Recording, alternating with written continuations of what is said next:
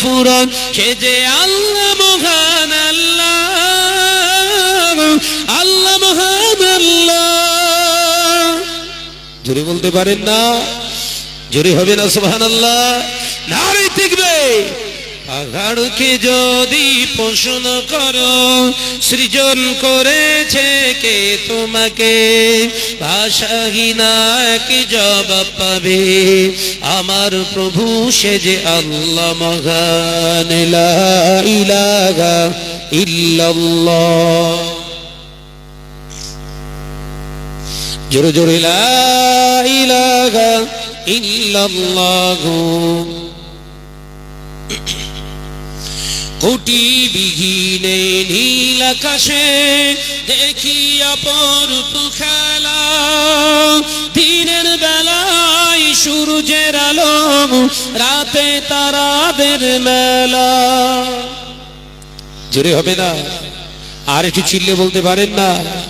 কোটি বিহীনে নীল আকাশে দেখি অপরূপ খেলা, দিনের বেলায় সূর্যের আলো, রাতে তারাদের মেলা। ওই চন্দ্র বলো বা সূর্য বলো সবই যে তোমার দয়ায় ফুরান, ওই পাহাড় বলো নদী সাগর বলো সবই যে তোমার দয়ায় ফুরান, সে যে আল্লাহ মহান আল্লাহ, আল্লাহ মহান আল্লাহ। জোরে হবে না? পাহাড়কে যদি প্রশ্ন করো সৃজন করেছে কে তোমাকে, ভাষাহীন কি জবাব পাবি, আমার প্রভু সে যে আল্লাহ মহান। লা ইলাহা ইল্লাল্লাহ। আওয়াজ কমে যাচ্ছে, প্রাণ খুলে কালেমা লা ইলাহা ইল্লাল্লাহ। লা ইলাহা ইল্লাল্লাহ মুহাম্মাদুর রাসূলুল্লাহ। আল্লাহুম্মা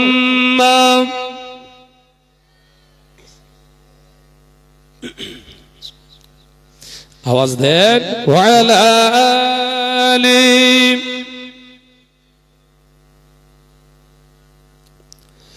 قال الله تعالى في كلامه المجيد والفرقانه الحميد، يا أيها الذين آمنوا اتقوا الله حق تقاته ولا تموتن إلا وأنتم مسلمون. قال الله تعالى أذن في كتابه مخبرا وآمرا، يا أيها الذين آمنوا ادخلوا في السلم كافة ولا تتبعوا خطوات الشيطان إنه لكم عدو مبين. قال رسول الله صلى الله عليه وسلم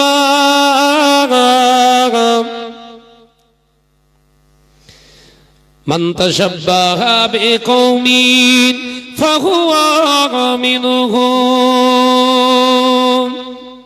قال النبي صلى الله عليه وسلم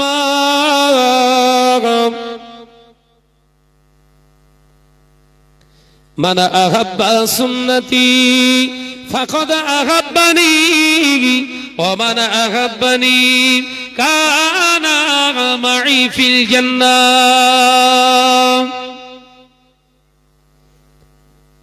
قال رسول الله صلى الله عليه وسلم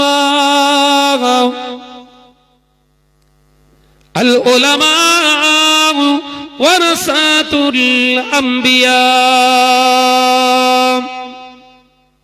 حاضران مجلس দিনদার নেককার আল্লাহওয়ালা পরহেজগার মুমিন মুসলমান ভাই ও বাবাজিরা,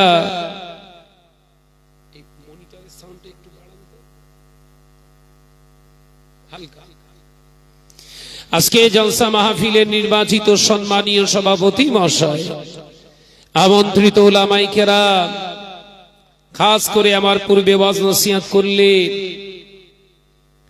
স্নেহপতিন ছোট ভাইয়ের মতো জনাব হযরত মাওলানা ভাই শাহিনুর হোসেন সাহেব, দীর্ঘক্ষণ ধরে আপনাদের কাছে কোরআন হাদিস ইজমা কিয়াস থেকে শরীয়তের কিছু গুরুত্বপূর্ণ আলোচনা আপনাদের কাছে পেশ করেছেন। তারও আগে ওয়াজ নসিহত করেছেন আপনাদের এই ভাঙড় এলাকার সন্তান জনাব হযরত মাওলানা আলামিন সাহেব। পরিশেষে আমি গুনাহগার মোহাম্মদ শাহনওয়াজ, আপনাদের চেনা মানুষ। যে আল্লাহ দয়া করে মেহেরবানি করে আজকের এই পবিত্র মজলিসে আল্লাহ আমাদের একত্রিত হয়ে বসার সুযোগ দান করেছেন, সেই মহান স্রষ্টা রব্বুল আলামিনের দরবারে কালিমাতুর শুকর আদায় করে একবার প্রাণ খুলে পড়ি আলহামদুলিল্লাহ। জোরে বলেন। আমি আশাতে আপনারা খুশি না বেজা? খুশি হলে বলতেন আলহামদুলিল্লাহ। সালাত ও সালাম জানায় বিশ্বনবীর দরবারে, যে নবী সৃষ্টি না হলে আমার আল্লাহ কুল কায়নাতকে সৃষ্টি করতেন না। জোরে বলুন সুবহানাল্লাহ। জোরে বলতে পারেন না সুবহানাল্লাহ? সে নবীর প্রতি জানাই দরুদ ও সালাম, উচ্চ আওয়াজে পড়ি সাল্লাল্লাহু তাআলা আলাইহি ওয়াসাল্লাম। জলসা মাহফিল ওয়াজ নসিহতের জায়গা দিনের পর দিন বাড়ছে, কমছে না। আলেম ওলামা বাড়ছে, দিনের দায়ী বাড়ছে, দাড়িওয়ালা টুপিওয়ালা বাড়ছে, নামাজি বাড়ছে, মসজিদ বাড়ছে, মাদ্রাসা বাড়ছে, হাজি বাড়ছে, উমরাকারী বাড়ছে, বোরখা পরনে ওয়ালি মহিলাদের সংখ্যাও বাড়ছে। হারামখোরের সংখ্যা কিন্তু কমে না, ওটাও বাড়ছে। কি বলছে? কমছে। সমাজের বুকে আলেম ওলামা যত বাড়ছে দিনের পর দিন, তত ওলামায়ে দ্বীনদের ভিতরে ফিতনা ফাসাদ তৈরি হচ্ছে বেশি। এই কথা ঠিক না ভুল? জোরে বলেন। এ বলছে আমার দেখ আমি ভালো, বলছে আমার দেখ আমি ভালো। আগেও আলেম ওলামা ছিল, তবে এখন গাছ ছাড়া যেন ভূত বেশি। গাছ ছাড়া ভূত বেশি। আল্লাহ যে যার রিজিকের ব্যবস্থা, সম্মানের ব্যবস্থা করি তো দুনিয়ায় পাঠিয়েছে। বলুন সকলে আলহামদুলিল্লাহ। কিন্তু আমাদের খাসলাত হলো অপরকে ছোট করতে পারলে বোধহয় আমার সম্মানটা বাড়বে। আমরা বিশ্বাস করি না সম্মানের মালিক আল্লাহ। সম্মানের মালিক কে? জোরে বলবা। আল্লাহ। এটা যদি আমরা বিশ্বাস করতাম, তাহলে একে অপরের প্রতি আমরা কাদা ছোড়াছুড়ি করতাম। মানুষের সঙ্গে মানুষের বিদ্বেষ, মানুষের সঙ্গে মানুষের দ্বন্দ্ব, মানুষের সঙ্গে মানুষের বিরোধ হতে পারে, শর্ত হলো আল হুব্বু ফিল্লাহি ওয়াল বুগযু ফিল্লাহ। কার জন্য? আমি আল্লাহর নবী জানিয়ে দিলাম, আল্লাহ আল্লাহ রসুলের জন্য দ্বন্দ্ব করো, কোরআন হাদিসের জন্য দ্বন্দ্ব করো, মসজিদ মাদ্রাসার জন্য দ্বন্দ্ব করো, কবরস্থানের জন্য দ্বন্দ্ব করো। আমি আল্লাহ পাকের হাবিব জানিয়ে দিলাম, সমস্ত দ্বন্দ্বটা যেন আল্লাহর রেজামন্দির জন্য হয়। জোরে বলুন সুবহানাল্লাহ। বিরোধিতা করা যাবে কার সন্তুষ্টের জন্য? আরে এখন বিরোধিতা হচ্ছে কিসের জন্য? পকেটের জন্য। কথা বলে না। কিসের জন্য বাপ? বল বল, এরকম করিস নি। শাহনাজের দাওয়াতটা কেটে দিতে পারলি, অমুকের দাওয়াতটা কেটে দিতে পারলে ওই দাওয়াতটা আমি পাবো। ওর যদি এলাকা থেকে তাড়ানো যায়, ওই এলাকা আমি পাবো। কার জন্য হচ্ছে? বল না রে বাবা। ও মেয়েরা, নজনেরা, যুবকেরা, ছেলেরা, বাচ্চারা, পর্দানশীনা মা ও বোনেরা, আমার আল্লাহ পাক কোরআনে জানিয়ে দিয়েছে, ইয়া আইয়ুহাল্লাযীনা আমানু, হে আমার বিশ্বাসী সম্প্রদায় বান্দারা, আমি আল্লাহ পাক জানিয়ে দিলাম, উদখুলু ফিস সিলমি কাফাতা, আমি আল্লাহ পাক আল্লাহ তাআলা জানিয়ে দিলাম, তোমরা যারা ঈমান এনেছো ইসলামের ভিতরে পরিপূর্ণরূপে প্রবেশ করো, দাখিল হয়ে যাও, প্রবেশ করো। ওয়ালা তাত্তাবিউ খুতুওয়াতিশ শাইতান, আমি আল্লাহ পাক জানিয়ে দিলাম, খবরদার অনুসরণ করিস না, অনুকরণ করিস না, অনুসরণ করিস না শয়তানের। কোন শয়তান? যে আমি আল্লাহ আমার রহমত থেকে বিতাড়িত, আমি আল্লাহ পাক যাকে চির জাহান্নামী করেছি, ওর পথ অনুসরণ করিস না, নিশ্চয় তোরা ক্ষতিগ্রস্ত হয়ে যাবি। ইন্নাহু লাকুম আদুউম মুবিন, নিশ্চয় আমি আল্লাহ পাক জানিয়ে দিলাম, তোরা সাকসেসফুল হতে পারবি না, তোরা কামিয়াবি হতে পারবি না। শয়তানের পথ ছেড়ে দিয়ে উদখুলু ফিস সিলমি কাফা, আমি আল্লাহ পাকের পছন্দনীয় ইসলামের ভিতরে তোরা দাখিল হয়ে যা। ইসলামের ভিতরে যদি তোরা দাখিল হয়ে যাস, তোদের হেফাজতের দায়িত্বটা পৃথিবীর কোন রাষ্ট্রনায়ককে দেব না, আমি আল্লাহ পাক তোদের হেফাজতের দায়িত্বটা পৃথিবীর কোন প্রধানের দেব না, পৃথিবীর কোন রাষ্ট্রনায়ক ও মেম্বারের দেব না, পৃথিবীর কোন রাষ্ট্রনায়ককে আমি আল্লাহ করে দেব না। আমি আল্লাহ ওয়াদা করছি, আমার পছন্দনীয় দিন, আমার পছন্দনীয় ইসলামের ভিতরে আসার কারণে তোর হেফাজতের দায়িত্বটা সম্পূর্ণ আমি আল্লাহ। জোরে বলবেন না? শর্ত কি বলেছে আল্লাহ? ইসলামের ভিতরে পরিপূর্ণ রূপে আসতে হবে, তবে আল্লাহ সাহায্য আসবে। দেখছে 800 কোটি মানুষ গোটা পৃথিবীর জমিনে বসবাসকারী বাবা, 224টা থেকে এখন 48টা দেশ হয়েছে, 248টা দেশ, 248টা দেশের মানুষগুলো দেখছে, 800 কোটি মানুষ দেখছে বাবা, ফিলিস্তিনের উপরে নির্মম ভাবে বোম ফেলা হচ্ছে, ফিলিস্তিনের গণহত্যা চালিয়ে দিচ্ছে ইসরাইল, সহযোগী হিসাবে ইংল্যান্ড এবং তার সহোদর আমেরিকা। আমার আল্লাহ দেখছে কোটি কোটি বাচ্চার উপরে বোম করা হচ্ছে, জীর্ণ হয়ে যাচ্ছে, গোটা এলাকা শোষণে রূপান্তরিত করে দিচ্ছে। আমার আল্লাহ দেখুন, আমার আল্লাহ পাক জানান, এই আমেরিকা, ইসরাইল, ফ্রান্স, ব্রিটেন, শুনে রেখে দে, জেনে রেখে দে, তোরা পরিকল্পনা করিস তার থেকে ভালো আমি আল্লাহ করতে পারি।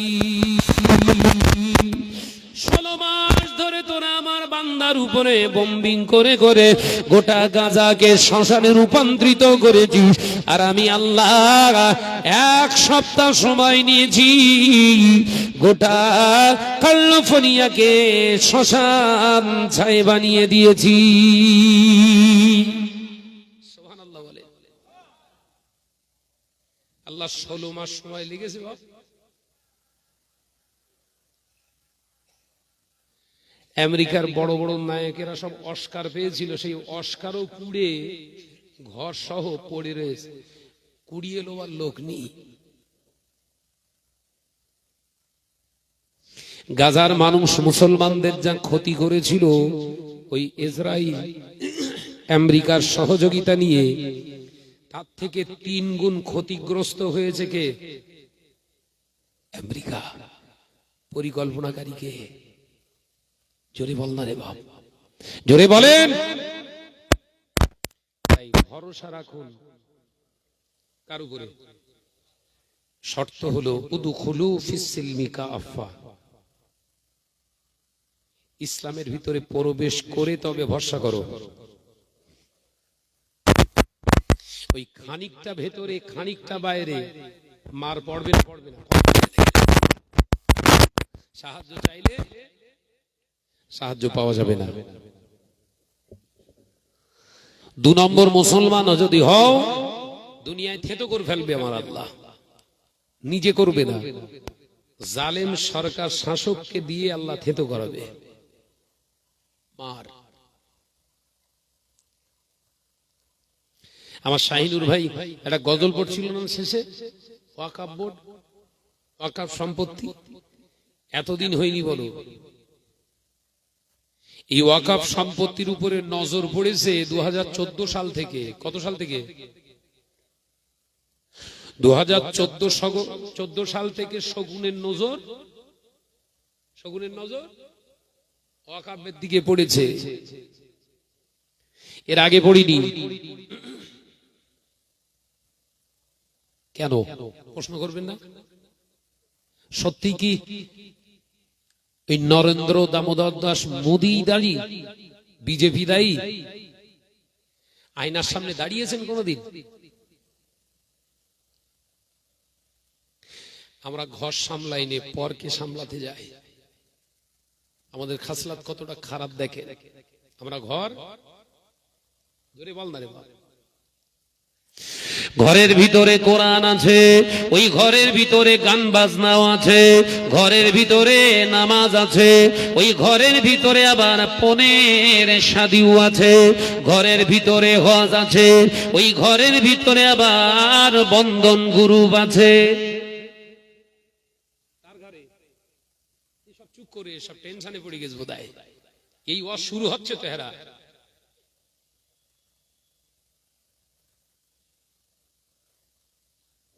আল্লাহ সাহায্য লোয়া। একটানা ৭৭টা বছর ধরে ফিলিস্তিনের মানুষের ভিতরে সুদ ঢুকাতে পারলো না, জিনা ব্যভিচার ঢুকাতে পারলো না।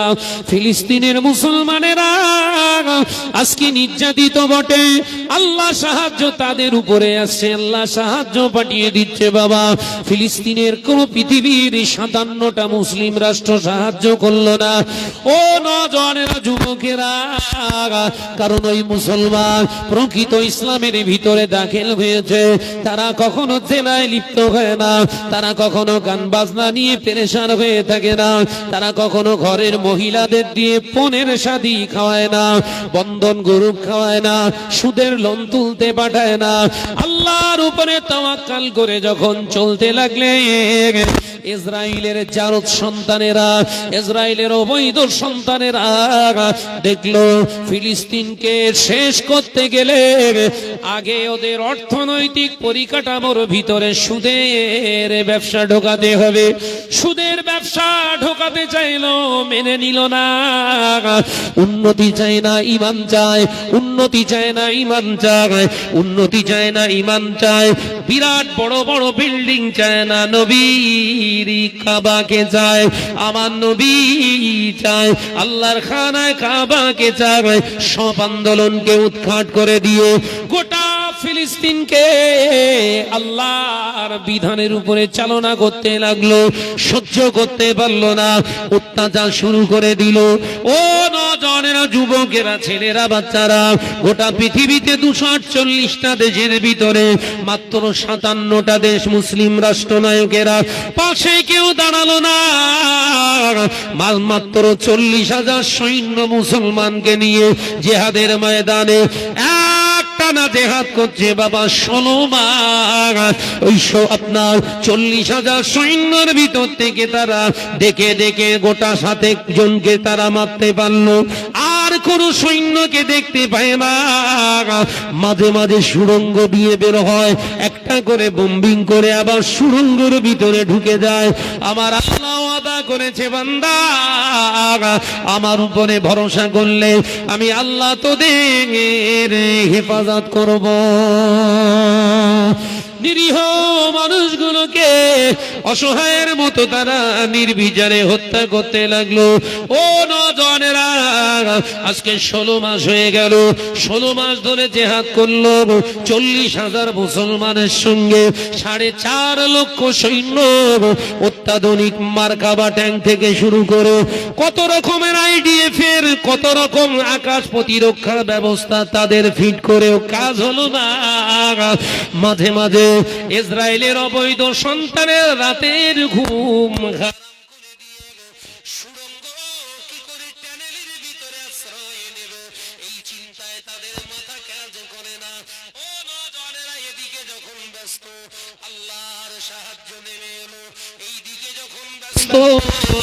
আমার আল্লাহ সন্তানের দেহের ভিতরে ক্যান্সার রোগ ঢুকিয়ে দিয়েছে। নেতানিয়াহু সরকার ক্যান্সারে আক্রান্ত, আর নেতানিয়াহুকে যে সাহায্য করেছিল আমার আল্লাহ পাক আল্লাহ তাআলা আমেরিকার এলাকায় আগুন দিয়ে পোড়ানো শুরু করেছে। সরকার বলছে আমরা যুদ্ধ চাই না, চুক্তি করতে রাজি, যুদ্ধ বন্ধ করব, আমরা যুদ্ধ আর চাই না। কিন্তু 40,000 মুসলমান বলছে না না না, ভূমি আমাদের আল্লাহ দেওয়া ফিলিস্তিন, এই ফিলিস্তিন যতদিন না আমরা স্বাধীন করতে পারবো আন্দোলন চালিয়ে যাব।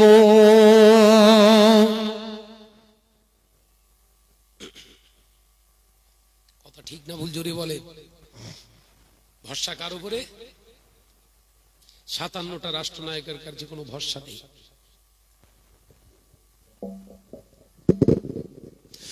সুদের দ্বারস্থ হয়নি, খালি চেটিয়াল ময়দানে তারা ওই ত্রিপল তাবু তৈরি করে তার ভিতরে জীবনযাপন করছে। আল্লাহর কি শান দেখে, আল্লাহর কি শান দেখে, তারা কত বড় মুসলমান। বোম খেয়ে খেয়ে যেগুলো বেঁচে আছে হায়াতে, তাদের ভিতরে ওই মানুষগুলো তাবু তৈরি করে বেঁচে আছে, তাবুর ভিতরে তারা শয়ন করে। আর মাঝে মাঝে মাঝে মাঝে রাসূলুল্লাহর দিদার নসিব হয়ে যায়। একবার জোরে বলবেন না? ভিডিও ফুটেজ দেখেছেন? ফিলিস্তিনের একটা 18 বছরের নওজোয়ান যুবক ছেলে রাসূলুল্লাহকে দেখে বললেন, ইয়া রাসূলুল্লাহ হাবিবাল্লাহ, ইয়া রাসূলুল্লাহ হাবিবাল্লাহ। তিনি বলছেন আমি আমার নবীকে দেখতে পাচ্ছি। একবার জোরে বলেন। তোর ওই পাকা ঘরে সুদের টাকা নিয়ে, আপনার পনের টাকা নিয়ে ওই বন্ধন গ্রুপের মহিলা সমিতির লোন নিয়ে পাকা ঘর করে চিত হয়ে শুয়ে 5 ওয়াক্ত নামাজ পড়ে যে শুচ্ছিস, গন্ধ টন্ধ পাচ্ছিস? ওই তোর ওই পাকা ঘরে সময় সময় ভোগপাটার গন্ধ করছে না তো? কথা বলে দেখে নাও। তোর দাড়ি থাকতে পারে, টুপি থাকতে পারে, জুব্বা থাকতে পারে, নামাজ থাকতে পারে, রোজা থাকতে পারে, হজ থাকতে পারে, তোর বিবি বোরখা পরতে পারে, তোর ঘরে যদি সুদের লেনদেন হয় ওই ঘরের ইবাদত আল্লাহর দরবারে পৌঁছায় না। মাথার উপরে ঝুলছে, তুই ঢোকার সঙ্গে সঙ্গে কবরে তোর মুখে ছুঁড়ে মারবে। আমার আলোচনা বুঝতে পারছেন? সুদে টাকা নিয়ে, লোনে টাকা নিয়ে যদি ঘর বাঁধা হয়, ওই ঘরের ভিতরে নামাজ আদায় করলে রহমত পাওয়া যায় না, ওই নামাজ আল্লাহর দরবারে কবুল হয় না। সুদে টাকা নিয়ে যদি ওই ঘরের ভিতরে কেউ ইফতার করে, ওই ইফতারটা আল্লাহর দরবারে কবুল হয় না। সুদে টাকা নিয়ে ঘর করলে, ওই ঘরের ভিতরে ঘুমালে, ওই ঘুমটা জাহান্নামের ভিতরে কাটানোর সময় হয়। ও বাবাজিরা, সোনা মানিকেরা, সাবধান হয়ে যান। ছেঁড়া ধুবড়ি ঘর বানান, হালাল টাকায় ত্রিপল কিনে ত্রিপলের নিচে শুয়ে থাকুন। যদি খাওয়াটা হালাল হয়ে যায় আর বাসস্থানটা যদি হালাল হয়ে যায়, ঈমান যদি সঠিক থেকে থাকে, মাঝে মাঝে মাঝে মাঝে ওই ফিলিস্তিনের যুবকের মতো রাসূলুল্লাহর দিদার নসিব হয়ে যাবে।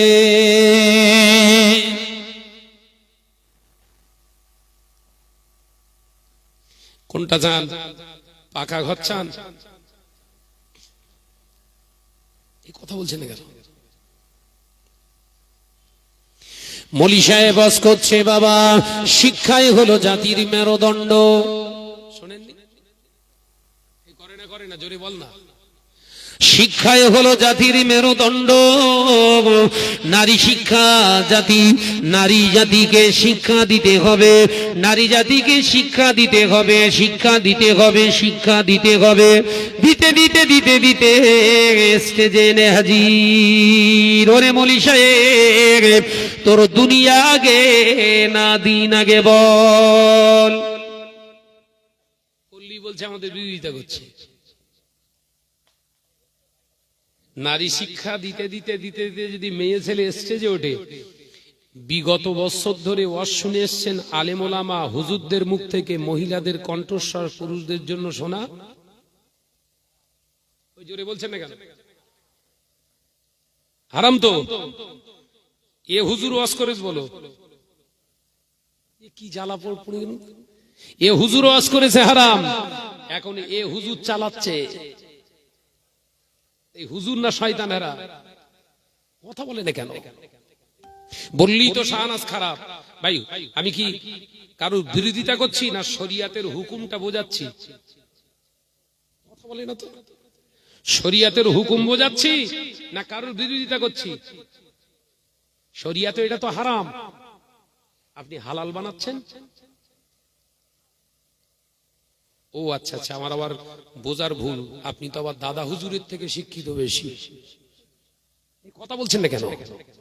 না না, আমার বোঝা ভুল হয়ে গেছে। আপনি তো বিরাট বড় বিদ্বান, বসির আল্লামা হুজুরের থেকে আপনি বেশি বোঝেন। আমি কি ভুল বলছি নাকি? না না, আমার বোঝা ভুল হচ্ছে। বাইজিদ বুস্তামি, জুনায়েদ বাগদাদি রহমাতুল্লাহ আলাইহি থেকে আপনার এলেম বেশি। ওনারা বিরোধিতা করলেন, মেয়েদের ওপেন বসিয়ে শিক্ষা করানো হচ্ছে শরিয়াতে হারাম। আপনি বলছেন না চলে। আপনি চালানোর চেষ্টা করছেন, আপনি চালানোর চেষ্টা করছেন পকেট বাঁচানোর জন্য না তো, এই ইসলামের জন্য না পকেটের জন্য।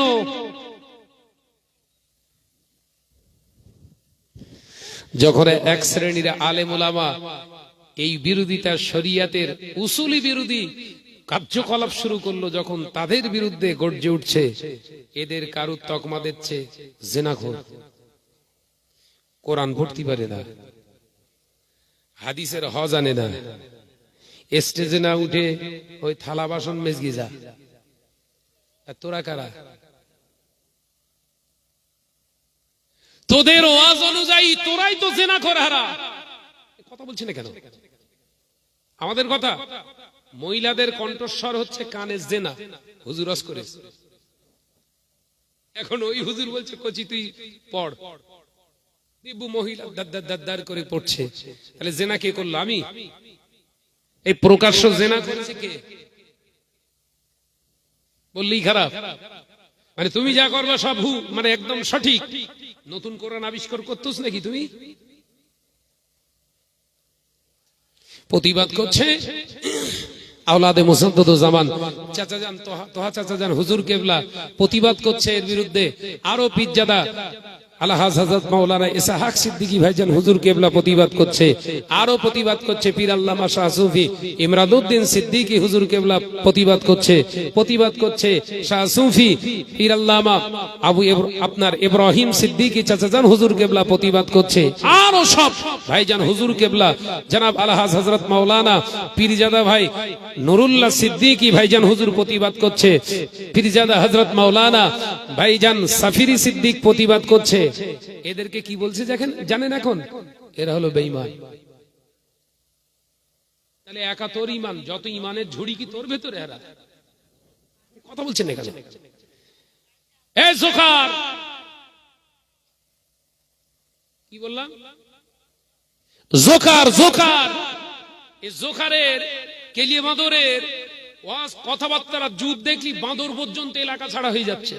আগে এলাকায় বাঁদর ঘুরতো জানেন তো, হুনমান হুনমান। এদের ওয়াজের চোটে আর হুনমান পর্যন্ত এলাকায় ঘেঁষতেছ না। কারণ মানুষ হনুমান, সব থেকে বড় হনুমান, জানেন তো? এ যখন এলাকায় হনুমানগিরি করে তখন এলাকায় অরিজিনাল হনুমান আর থাকবে? কথা বলে না। আগে এলাকায় প্রচুর হনুমান আসতো না, এখনো সব দেখা যাচ্ছে না। আমার মা বোনেদের একটা কথা ছিল যে এলাকায় হনুমান আসা মানে ফসলপাতি খুব ভালো হবে, মেয়েদের মশলা, এটা বুঝতে পেরেছেন তো? বলতো না এলাকায় হনুমান ঢুকেস মানে ফসলপাতি এবার মনে হচ্ছে খুব ভালো হবে আল্লাহ। ওরা বলতো, ওদের মশলা তো ওই কাক ডাকলি বলে খারাপ সংবাদে হিসবো দেয়, সব ওদের মশলা, যা তৈরি করে সব ওদের। মুফতি বিভাগ হচ্ছে রান্নাঘর। কথা বলে না কেন? আমি কি ভুল বলতিস নাকি? হাত থেকে থালা পড়ে গেছে, মনে হচ্ছে কুটুম টুটুম এসতে বোধহয়। তো এইরকম কেলে হুনমান জোকার এত পড়ার সময় তার রাসূলুল্লাহর দিদার হয়ে যেত, আর তার বিরুদ্ধে তার উপরে ফতোয়াগিরি করছিস। তোর কত বড় সাহস, তোর কত বড় মাজাল, তোর কত বড় বুকের পাটা, তোর কত বড় হিম্মত হয়েছে। সেই বশির আল্লামা হুজুর এমন কাজ করে যেতে পারলেন না, তিনি ফতোয়া দিয়ে গেলেন। এমন কথা যদি বলা হয় তাকে কাফের বলা হবে, যদি নবীকে ভিখারির বাচ্চা ভাবা হয় কাফের ফতোয়া দেয়া হলো। সে আল্লামা হুজুরের ফতোয়াকে চিৎ করে দিয়েছিস, এখনো প্রমাণ করতে চাইছিস তোরা হক। শোনেননি? এই বলেছি না বলিনি? ফুরফুরার কোন ভাইজান হুজুর কেবলাদের কাছ থেকে এরকম কথা শুনেছেন কোনদিন? নবীর গুস্তাকি শুনেছেন? বরঞ্চ তারা আবেগপ্রবণ হয়ে এমন কিছু কিছু কথা বলে ফেলে যেগুলো শুনলে মানুষ অবাক হয়ে যায়।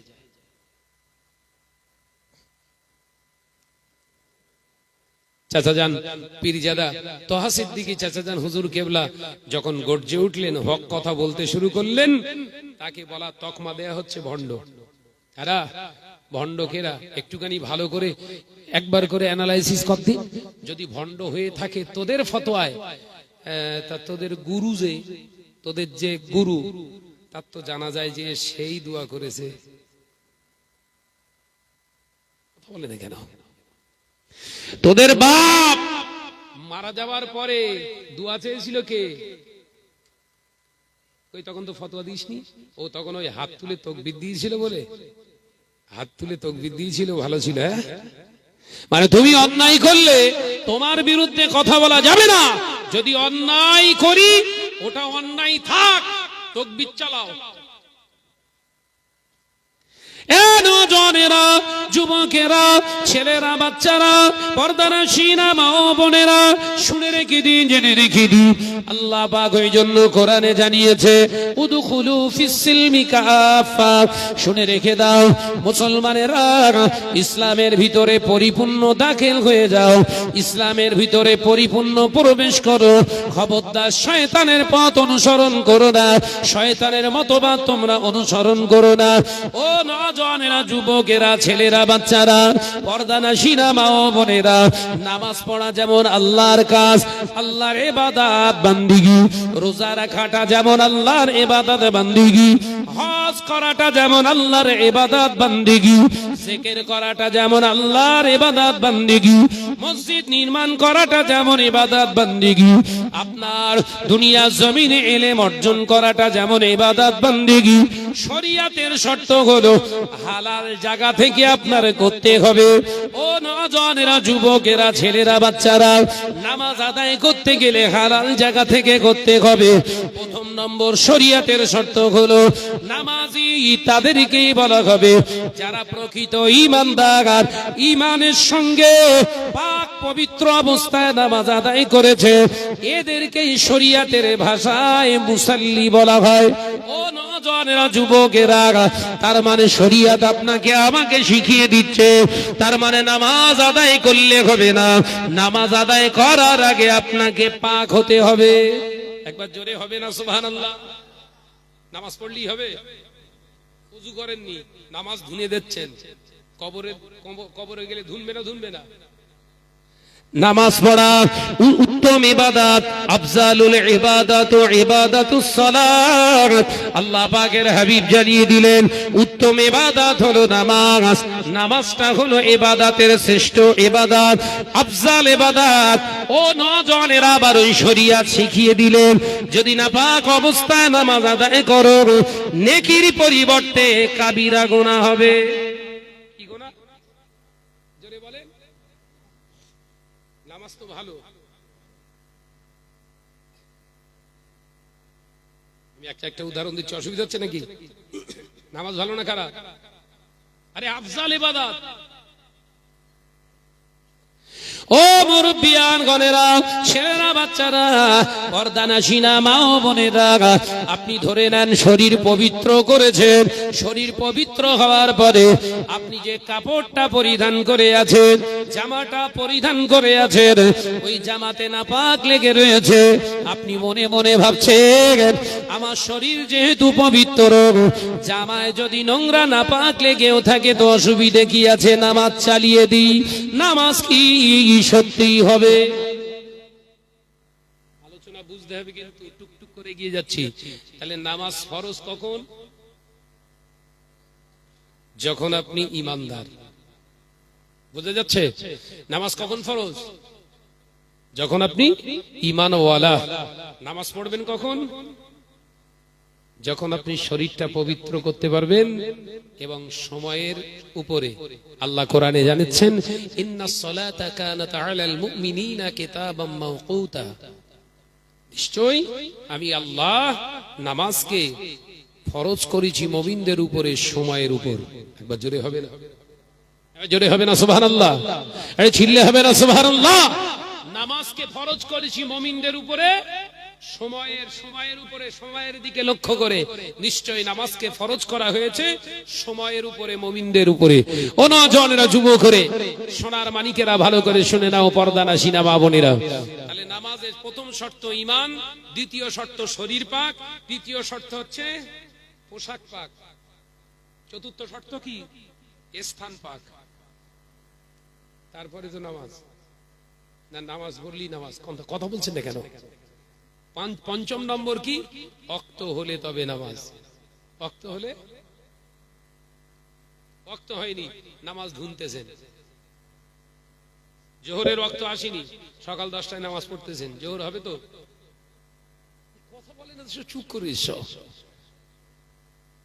সকাল 7টা বাজে ফজরের নামাজ পড়তেছেন, হবেন তো? এশার নামাজ পড়তেছেন দুপুরবেলা, আরে নামাজ তো হবে? হবে না। কারণ আল্লাহ নির্ধারিত একটি সময় দিয়েছে, এক একটা ওয়াক্ত, এক একটা সময়, এক একটা সালাতের উপরে আল্লাহ পাক ফরজ করে দিয়েছে। একবার জোরে বলো। ওই জোরে হলো না সুবহানাল্লাহ? নামাজ হলো। তাহলে নামাজের শর্ত: নাম্বার 1 ইমানদার হন, নাম্বার 2 শরীর পবিত্র করেন, নাম্বার 3 জামা কাপড় পবিত্র করেন, নাম্বার 4 স্থানটা পবিত্র করেন, নাম্বার 5 এসেই খাচ্ছেন। নাম্বার 5 কি বললাম? ওয়াক্তের উপরে লক্ষ্য রেখে নামাজ পড়ুন। অনেক মুসলমান ভাইরা রয়েছে যারা আসরের নামাজের পরে আরো অন্য নামাজ চালাচ্ছে। কথা বলছেন না কেন? আসরের ফরজ নামাজের পরে আর নামাজ হবে তো? যে নামাজই পড়বেন মাকরু হবে। আসরের ফরজ নামাজ আদায় করার পরে আপনি অন্য যে নামাজ পড়বেন সব মাকরু। মাকরু শব্দের অর্থ হলো কি? অপছন্দনীয়, পছন্দ নয়। মাথায় ঢুকছে? আপনি দেখছেন না আসরের নামাজ পড়ে অনেক সময় আছে, আরো খানিকটা নামাজ পড়লেই দেখাচ্ছে আপনি নামাজ পড়ছেন, কিন্তু নামাজ হচ্ছে না। ভাইরা, আমার নওজওয়ানেরা, যুবকেরা, ছেলেরা, বাচ্চারা, পর্দানশীল মা ও বোনেরা, ছেলেরা, বাচ্চারা, ভালো করে শুনে রেখে দেখ। এরপরে আল্লাহ পাকের হাবিব জানিয়ে দিলেন, ওয়া আকিমুস সালাত ওয়া আতিজ যাকাত। আল্লাহ পাক জানিয়ে দিলেন, যাকাতকে তোমরা প্রদান করো, যাকাত প্রদান করো। ও নওজওয়ানেরা, যুবকেরা, ছেলেরা, বাচ্চারা, আপনি 500 কোটি টাকার মালিক হয়েছেন, পরের মারা সম্পদ যাকাত দেননি। আপনি পরের মারা সম্পদের চুরি করে, ডাকাতি করে, চিটিংবাজি করে, চুরি করে পরের সম্পদ লুটে পেটে আপনি 500 কোটি টাকার মালিক হয়েছেন। এখন আপনি ভাবছেন, এই 500 কোটি টাকা থেকে আমি কমপক্ষে 10 লক্ষ টাকা যাকাত আদায় করব। ও নওজওয়ানেরা, যুবকেরা, ছেলেরা, বাচ্চারা, শরিয়াতের বিধানগুলোকে বুঝুন। আমার আল্লাহ জানিয়ে দিলেন, হারাম মালের উপরে যাকাত নাই, হারাম মালের উপরে যাকাত নাই। হালাল মালের উপরে আল্লাহ পাক যাকাত দান দিতে বলেছে, যাকাত প্রদান করতে বলেছে। অর্থাৎ হালাল মাল শুধু হলে হবে না। ও বান্দা, তোর গোটা সংসারটা খরচা করে, গোটা সংসারটা চালিয়ে সারা বছরে হালালিয়াতের উপরে জীবন কাটানোর পরে তোর এই হালাল সম্পদের ভিতরে এতটা সম্পদ গচ্ছিত হয়েছে, 52.5 ভরি রূপার মূল্যে অতটা মূল্য সম্পদ তোর জমাত হয়েছে। আমি আল্লাহ পাক এবার বলছি, বান্দা, ওই সম্পদ থেকে এবার আমি আল্লাহর জন্য যাকাত দে। একবার জোরে হবে না? তাহলে যাকাত সবার উপর ফরজ। আরে ভাই, টাকা রয়েছে। আমার আলোচনা বুঝতে পারছেন তো? যাকাত সবার উপরে। আরে 500 কোটি টাকার মালিক তো।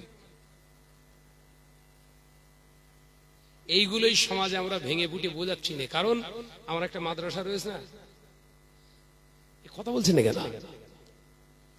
এগুলো ভেঙে ফুটে বোঝালে যে বাবা হালাল মালের যাকাত আছে বলো, হারামের কোনো যাকাত নেই, হারামের ইবাদতের সঙ্গে কোনো সম্পর্ক নেই হারামের। এ ফতোয়াটা তো আমি দিলে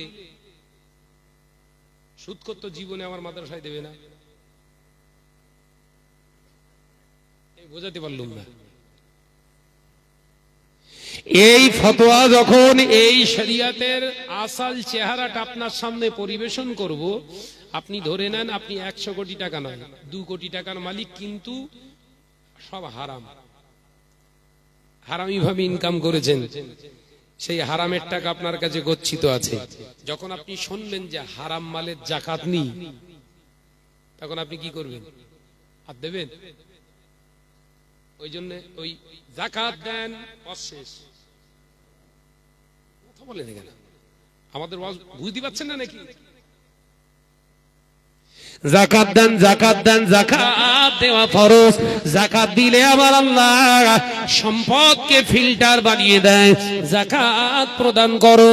ওই জন্য এলাকার যত হারামখোর সুদখোর আছে ওরাও এখন যাকাত দিচ্ছে। কারণ হুজুরের কাছ থেকে ওয়াজ শুনেছে, বিরাট বড় সানডে মুফতির কাছ থেকে ওয়াজ শুনেছে, যাকাত দিলে ধন সম্পদ ফিল্টার হয়ে যায়। সুদখোর চিন্তা করলো, যদি আমি 50,000 টাকা হুজুরের ওই প্রতিষ্ঠানে দিতে পারি, আমার যত হারাম টাকা ফিল্টার হয়ে যাবে। ওই জন্য এখন সুদখোরেরাও কি করছে? কথা বলে না। সুদখোরেরা কি করছে? দান করছে। মসজিদের টাইলস কে দেবে? শাহনাজ। শাহনাজকে এলাকার টপ র্যাঙ্কের সুদখোর। সমাজ কি করে রসতলে যাচ্ছে? আমার কি ভুল হচ্ছে নাকি বলেন দিন? আপনাদের কলিজা ঠান্ডা হয়ে যাচ্ছে, কিন্তু আর কলগে নিয়ে যাচ্ছে কার?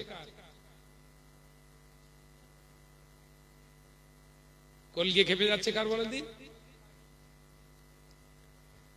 যারা পকেট হুজুর। আমার শত্রু কেন বাড়ছে বুঝতে পেরেছেন? আর আমিও প্রতিজ্ঞাবদ্ধ হয়েছি, মৌতের আগ পর্যন্ত এই আন্দোলন চলবে। বলুন ইনশাআল্লাহ। জোরে বলেন ইনশাআল্লাহ। যত হুমকি মারবি তত ভেতরের মাল মশলা বের করব। তোর হুমকিতে শাহনাজ ডরে না, কারণ জমিনটা আল্লাহর। জমিনটা কার? মারবি? খুব জোর মেরে আমাকে জানে মেরে গোটা বডিটা কেটে টুকরো টুকরো করে বস্তাবন্দি করে তারপর আগুনে ফেলে পুড়িয়ে ছাই করে দিবি, তোর কাজ শেষ। আর কিছু করতে পারবি না? বলো, কথা বলছেন এখানে? আর কিছু করতে পারবি? তোর কাজ, দায়িত্ব শেষ। আমার আল্লাহ বললেন, ওয়ালা তাকুলু লিমান ইউকতালু ফি সাবিলিল্লাহি আমওয়াত বাল আহইয়াউ ওয়ালাকিন লা তাশউরুন। একবার জোরে বলেন। ওই জোরে হলো কই? জোরে যদি না বলিস অন্তত ভাই শুয়ে পড়। আমার সঙ্গে থাকতে গেলে স্পিরিটে থাকতে হবে ভাই। আমরা মুসলমান, হার জায়গা মে ঘুমনা ফিরনা তো শের কে জैसा। কথা ঠিক না? বুঝে বলে, हर जगह में घूमना फिरना तो शेर के जैसा, मगर मस्जिद में जब दाखिल हो जाए तो मुसलमान हो जाए बिल्ली के जैसा। बच्चों बोले जोरे बोले, आप जाएगा सिंहेर मतो आवाज করুন, কিন্তু মসজিদে যে গলা ফাটিও না। কিন্তু আমার গা স্বভাব উল্টো, এলাকা দিয়ে গেলে চুপ চুপ করে যাচ্ছে, দেখতে পাবে না তো, দেখতে পাবে না তো। আর মসজিদে যে নামাজ পড়তে, এই তুই অত কথা বলিস না, সেক্রেটারি আসি, কথা বলে না। এ মুসলমান না, এ হচ্ছে দাজ্জাল। ভাইরা, নওজওয়ানেরা, যুবকেরা, ছেলেরা, বাচ্চারা, পর্দানাশীরা, মা ও বোনেরা, আমি আপনাদের ভাই মোহাম্মদ শাহনওয়াজ বলে যায়, শুনে রেখে দেন, জেনে রেখে দেন। তাহলে টাকা আপনি দান করলেও কিন্তু দান নয়। দান করতে গেলে শরীয়তের শর্ত হলো, দান করতে গেলে শরীয়তের শর্ত হলো হালাল মাল থেকে আপনি দান করবেন। যদি ওটা 1 টাকাও হয়ে থাকে, ওই 1 টাকা দান করলে অপরদিকে যদি 1000 কোটি টাকা কোন হারামখোর যদি হারাম মাল দ্বারা যদি বিলিয়ে দেয়, আমার আল্লাহ পাকের হাবিব জানিয়ে দিলেন, ওই 1000 কোটি টাকা দাড়ি পাল্লার এক পাশে রাখলে এই হালাল মাল থেকে 1 টাকা দান করার বিনিময়ে আমার আল্লাহ হালালের মর্যাদা আল্লাহ এত দান করেছে, ওই 1000 কোটি টাকা থেকে 1 টাকার পাল্লাটা 1000 গুণ ভারী করে দেবে। একবার জোরে হবে না? তাহলে যাকাত সবার জন্য কিন্তু না। নামাজটা বোঝা গেছে তো? এবার যাকাতটা বুঝতে পেরেছেন না? যাকাত বুঝতে পেরেছেন তো নাকি? যদি কেউ এলাকায় এরকম ভাবে যে আমি বিরাট টাকার মালিক, আমার টাকা যেভাবেই হোক ইনকাম করেছি, টাকা তো আমার যাকাত দিতে হবে না। শরিয়তকে জিজ্ঞাসা করুন, আর আপনি শরিয়তকে বলুন, কোরআনকে হাদিসকে বলুন, হে আল্লাহর কোরআন, আমি মানুষের কাছ থেকে কেড়ে হক ফাঁকি দিয়ে টাকা ইনকাম করেছি, আমার কাছে কি যাকাত ফরজ হয়েছে? আমার উপর কি যাকাত ফরজ? কোরআন বলে দেবে না। 1 টাকা তো যাকাত না, তুই কুরবানিও দিতে পারবি না, কথা বলে না। আর এখন হারামখোর গুলো সব থেকে উঁচু উঁচু গরুগুলো এনে কুরবানি দিচ্ছে। এক কথা ঠিক না ভুল জোরে বলে? এলাকার টপ র্যাঙ্কের হারামখোর শুধু না, বেনামাজি গুলো, ওরগা গরু আবার সব থেকে উঁচু বেশি, কথা বলে না। আল্লাহ কোরআনে জানিয়ে দিয়েছে, ফাসাল্লি লিরাব্বিকা ওয়ানহার, আমি আল্লাহ পাক জানিয়ে দিলাম, নামাজ আপনি আদায় করুন, নামাজ আপনি পড়ুন, ওয়ানহার, এবং আমার রাস্তায় কুরবানি করুন। একবার জোরে হবে না? একবার জোরে হবে না? তাহলে নামাজ আগে, তারপরে কুরবানি নাকি? কথা বলে না। আল্লাহ কাদের উপরে কুরবানি আপনার ওয়াজিব করেছে? নামাজি, মালদার, সাহেব নেসাব যারা, এদের উপরে আল্লাহ কুরবানি ওয়াজিব করেছে। কিন্তু এখন কুরবানি দিচ্ছে কারা? ফজরের নামাজ আদায় করে না, ঈদের জামাতে প্রথম কাতারে যে হাজির, ইমাম সাহেব বলছে সবাই নিয়তটা মুখস্থ করে নেন, নয়তোয়ান উসাল্লি লিল্লাহি তাআলা মা সিত্তাতে তাকবীরাতে। এই তো নাকি ঈদুল ফিতর হলে, ঈদুল আযহা হলে পড়ে না, জোরে বলেন না, যে 6 তাকবীরের সহ কি নামাজ?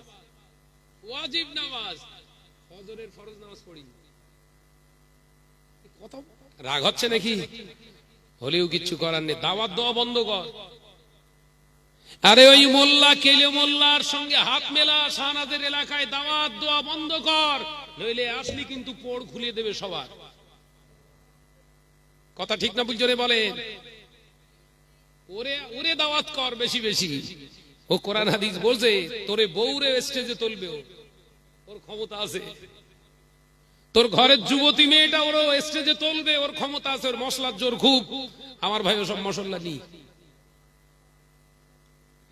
এ নজরেরা, যুবকেরা, ছেলেরা, বাচ্চারা, পর্দানাশীনা মা ও বোনেরা, শুনে রেখে দিন, জেনে রেখে দিন, শুনে রেখে দেন, জেনে রেখে দেন। আল্লাহ পাক আল্লাহ তাআলা ওই বান্দার উপরে আল্লাহ যাকাত ফরজ করে দিয়েছে। যে বান্দার উপরে যাকাত ফরজ করে দিয়েছে, ওই বান্দার উপরে আল্লাহ কুরবানিটাও ওয়াজিব করেছে। ও নজরেরা, যুবকেরা, ছেলেরা, বাচ্চারা, তার হালাল মালদার যিনি, এই হালাল মালদার যিনি, এই ব্যক্তিটায় যাকাত আদায় করতে পারে। আর দুনিয়ার যত হারামখোর হারাম মালদার আছে, এরা যদি কোটি কোটি টাকাও দান করে যায়, এরা কোটি কোটি টাকাও যদি বিলিয়ে দেয়, এরা যদি হাজার হাজার মাদ্রাসা চালায়, এরা যদি হাজার হাজার মসজিদ নির্মাণ করে, এদের আল্লাহর দরবারে একটা কানা কড়িও পৌঁছাবে না। এটা হচ্ছে শরিয়তের ফয়সালা। দুটো হলো। তৃতীয় নম্বর, আল্লাহ নবী জানিয়ে দিয়েছে, ও বাবা সাহাবীরা, রোজা আমার আল্লাহ পাক আল্লাহ তাআলা তোমাদের উপরে ফরজ করে দিয়েছে। আল্লাহ কোরআনে জানিয়ে দিয়েছে, ইয়া আইয়ুহাল্লাযীনা আমানু কুতিবা আলাইকুমুস সিয়াম কামা কুতিবা আলাল্লাযীনা মিন ক্বাবলিকুম লাআল্লাকুম তাত্তাকুন। আমার আল্লাহ পাক জানিয়ে দিলেন, ও আমার বিশ্বাসী সম্প্রদায় বান্দারা, আল্লাহ পাক আল্লাহ তাআলা তোমাদের উপরে সিয়ামকে, রোজাকে ফরজ করে দিয়েছে। যেমন পূর্বের উম্মাতদের নবী আলাইহিস সালামের উম্মাতের উপর রোজা ফরজ ছিল। ও বাবাজিরা, আমার আল্লাহ পাক জানিয়ে দিলেন, এই রোজা, ওরে বান্দা বান্দারা, শুনে রেখে দে, জেনে রেখে দে, নিশ্চয়ই মুত্তাকিনদের জন্য এমন একটা ইবাদত, এই রোজা ব্রত পালন করার কারণে আত্মশুদ্ধ হয়, আত্মার খোরাকের, আত্মার ইমানি জ্যোতির জায়গাটা তৈরি হয়ে যায়। আমি আল্লাহ পাক আত্মা পরিশুদ্ধতার জন্য, তোর আত্মাকে, খারাপ অন্তরটাকে বিশুদ্ধ বানানোর জন্য আমি আল্লাহ পাক রোজাকে তোর উপরে দান করেছি। জোরে বলুন সুবহানাল্লাহ। এখন আপনি রোজা রেখে দিয়েছেন, এই ওয়াজ বুঝতে হবে। বলো 13 ঘন্টা রোজা রেখেছেন, চাচা চাচির মুখ শুকনে যেন পুরো একদম পুরো কিশমিশ হয়ে গেছে। 13 ঘন্টা রোজা, কথা বুঝতে পারছেন না? আর এলাকায়, আপনাদের এলাকায়, রঘুনাথপুর এলাকায় মাশাআল্লাহ মসজিদে ইফতারের ব্যবস্থা হয় না? হয় না? কথা বলে না? হয়। আর সেই চেন্নাইয়ের সেই লম্বা লম্বা তরমুজ কেটে রাখবে, এক একটা সিল্ক এক একজনের সামনে, লাল টকটকে তরমুজ, মিশ্রির মতো মিষ্টি, ওই মাল সব সামনে পিস সাজিয়ে রেখেছে। সব মসজিদে 50-60 জন, 150 জন, 200 জন, সব যে দোয়া যাচ্ছে। ইফতারের আর 10 মিনিট বাকি, তার আগে দোয়া হয়তো নাকি। এবার ঘা পড়বেন কি সর্বসময় তো ঠিক নেই। সামনে তরমুজ, আবার তার সঙ্গে আজোয়া খেজুর। রাসূল খেতে পছন্দ করতেন আজোয়া খেজুর, তার সঙ্গে ও নজরেরা কালমি খেজুর দিয়েছে, মারিয়াম দিয়েছে। 1 পিস আজোয়া, 1 পিস কালমি, আর একটা হলো মারিয়াম। 3 রকমের খেজুর দিয়েছে। চাচা সামনে তরমুজ আর খোরমা নিয়ে দোয়া করছে, আল্লাহ কবুল করুন, কবুল করুন। চাচার টার্গেট, গলা যা শুকিয়ে আছে, প্রথম কাপড় কিন্তু তরমুজে ঝাড়বো। প্রথম কামড় কোথায়? ইমাম সাহেব দোয়া করছে, আল্লাহ কবুল করুন। চাষের আম দেখতে, আল্লাহুম্মা আমিন। তার মানে তাড়াতাড়ি শেষ কর। ও নজরেরা, যুবকেরা, ছেলেরা, বাচ্চারা, পর্দানশীলা মা ও বোনেরা, শুনে রেখে দিন, জেনে রেখে দিন, ওই ইফতার দেনেওয়ালাটা যদি হারাম মালদার হয়, ওই ইফতার দেনেওয়ালাটা যদি সুদখোর হয়, ওই ইফতার দেনেওয়ালাটা যদি মহিলা সমিতির সদস্য হয়, ওই ইফতার দেনেওয়ালাটা যদি বন্ধন গ্রুপের এজেন্ট হয়, ওর ইফতারটা বিসমিল্লাহি ওয়ালা বারাকাতিল্লাহ বলে মুখে তোলার সাথে সাথে বেঈমান হয়ে যাবি। জোরে বলুন নাউজুবিল্লাহ। শত্রু বেড়ে গেল না কমে গেল? আলোচনা অসুবিধা হচ্ছে বাপ? না না, কাহিনী টাহিনী ধরবো? এদিকে যত যাবো শুধু শুধু নিষেধ।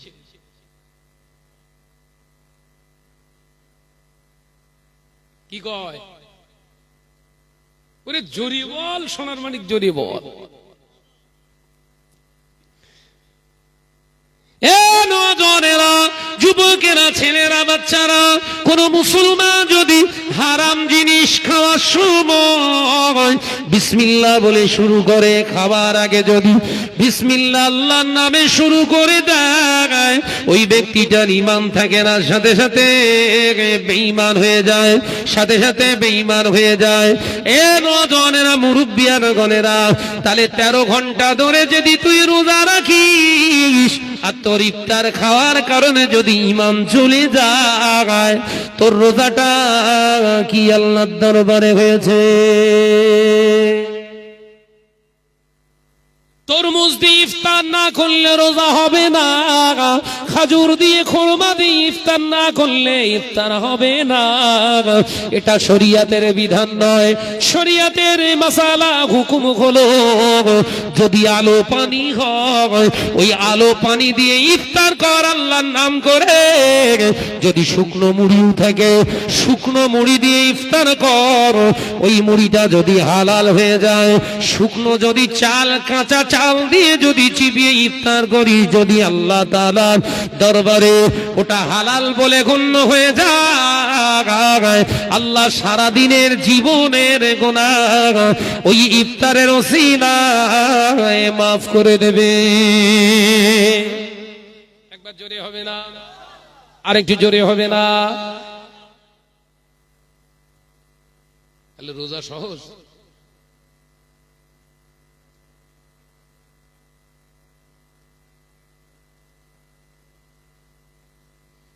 রমজান মাস আসলে সব ইফতারের চাট টাঙিয়ে দেয়, তাই না? কথা বলেন এখানে?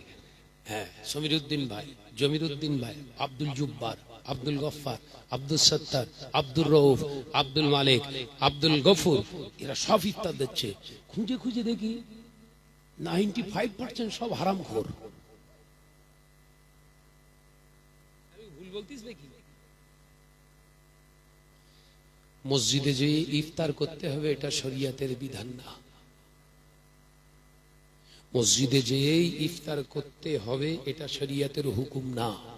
শরিয়াতের হুকুম ইফতার করুন, বাড়ি হলেও করুন, মসজিদে হলেও করুন। সওয়াব যদি বেশি ফজিলত নিতে চান, হালাল খাবার খান। কথা বুঝাতে পারলাম না?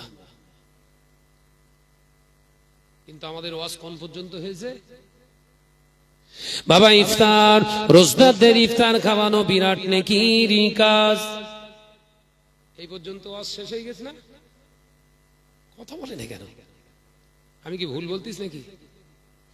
ইমাম সাহেব বলুন, হুজুর বলুন, আলেম বলুন, স্টেজে যে ওয়াজ করে বাবা, মাহে রমজান বরকতের মাস, আল্লাহ বরকত দিয়েছে, ঢেলে দিয়েছে আমার আল্লাহ বেগায়রে হিসাব, কোনো হিসাব নেই, বিনা হিসাবে আমার আল্লাহ ফুরন্ত রহমত ঢেলে দেয়, রহমতের দরজা খুলে দেয়। একটা রোজা রাখলে আল্লাহ পাকের দরবারে 60টা রোজা রাখার সওয়াব আল্লাহ লিখে দেন।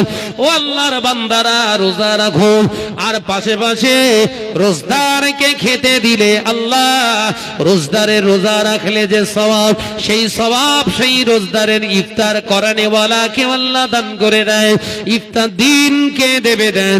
আল্লাহর বান্দা কে আছেন বলুন? প্রথম দিন, দ্বিতীয় দিন, তৃতীয় দিন, চতুর্থ দিন, পঞ্চম দিন, ষষ্ঠ দিন, সপ্তম দিন, অষ্টম দিন, নবম দিন, দশম দিন, এই 10 দিনের ইফতার কে কে দেবেন? হাত তুলুন। প্রথম রহমতের 10টা রোজা, রহমতের 10টা রোজা, মাগফিরাতের 10টা রোজা, আর নাজাতের 10টা বাকি রোজা। কে রহমতের জন্য দান করবেন? সর্বপ্রথম যিনি হাত ওঠালেন এলাকার টপ র্যাঙ্কের লটারি খোর। রহমত ধরার জন্য তো কত বলে না তো। কিন্তু আজ যদি আমাদের হতো বাবাজিরা, যদি ইফতার দেওয়ার ইচ্ছা থাকে, সওয়াব যদি কামাই ধনার ইচ্ছা থাকে, সওয়াব যদি নেওয়ার ইচ্ছা থাকে, নেকি যদি কামাই করার ইচ্ছা থাকে, বাবা হালাল মাল থেকে ইফতার দেবে কে কে? আল্লাহর রাস্তে হাত তুলুন। এইটা তো কমপ্লিট হজ। কথা বলছেন না কেন? এটাই তো কমপ্লিট হজ। কিন্তু ওয়াজ ঘুরে কোন দিকে চলে গেল? বড়ালির দিক ঘুরে উই দিয়ে সেই এ থেকে ঠেলে উঠে গেছে।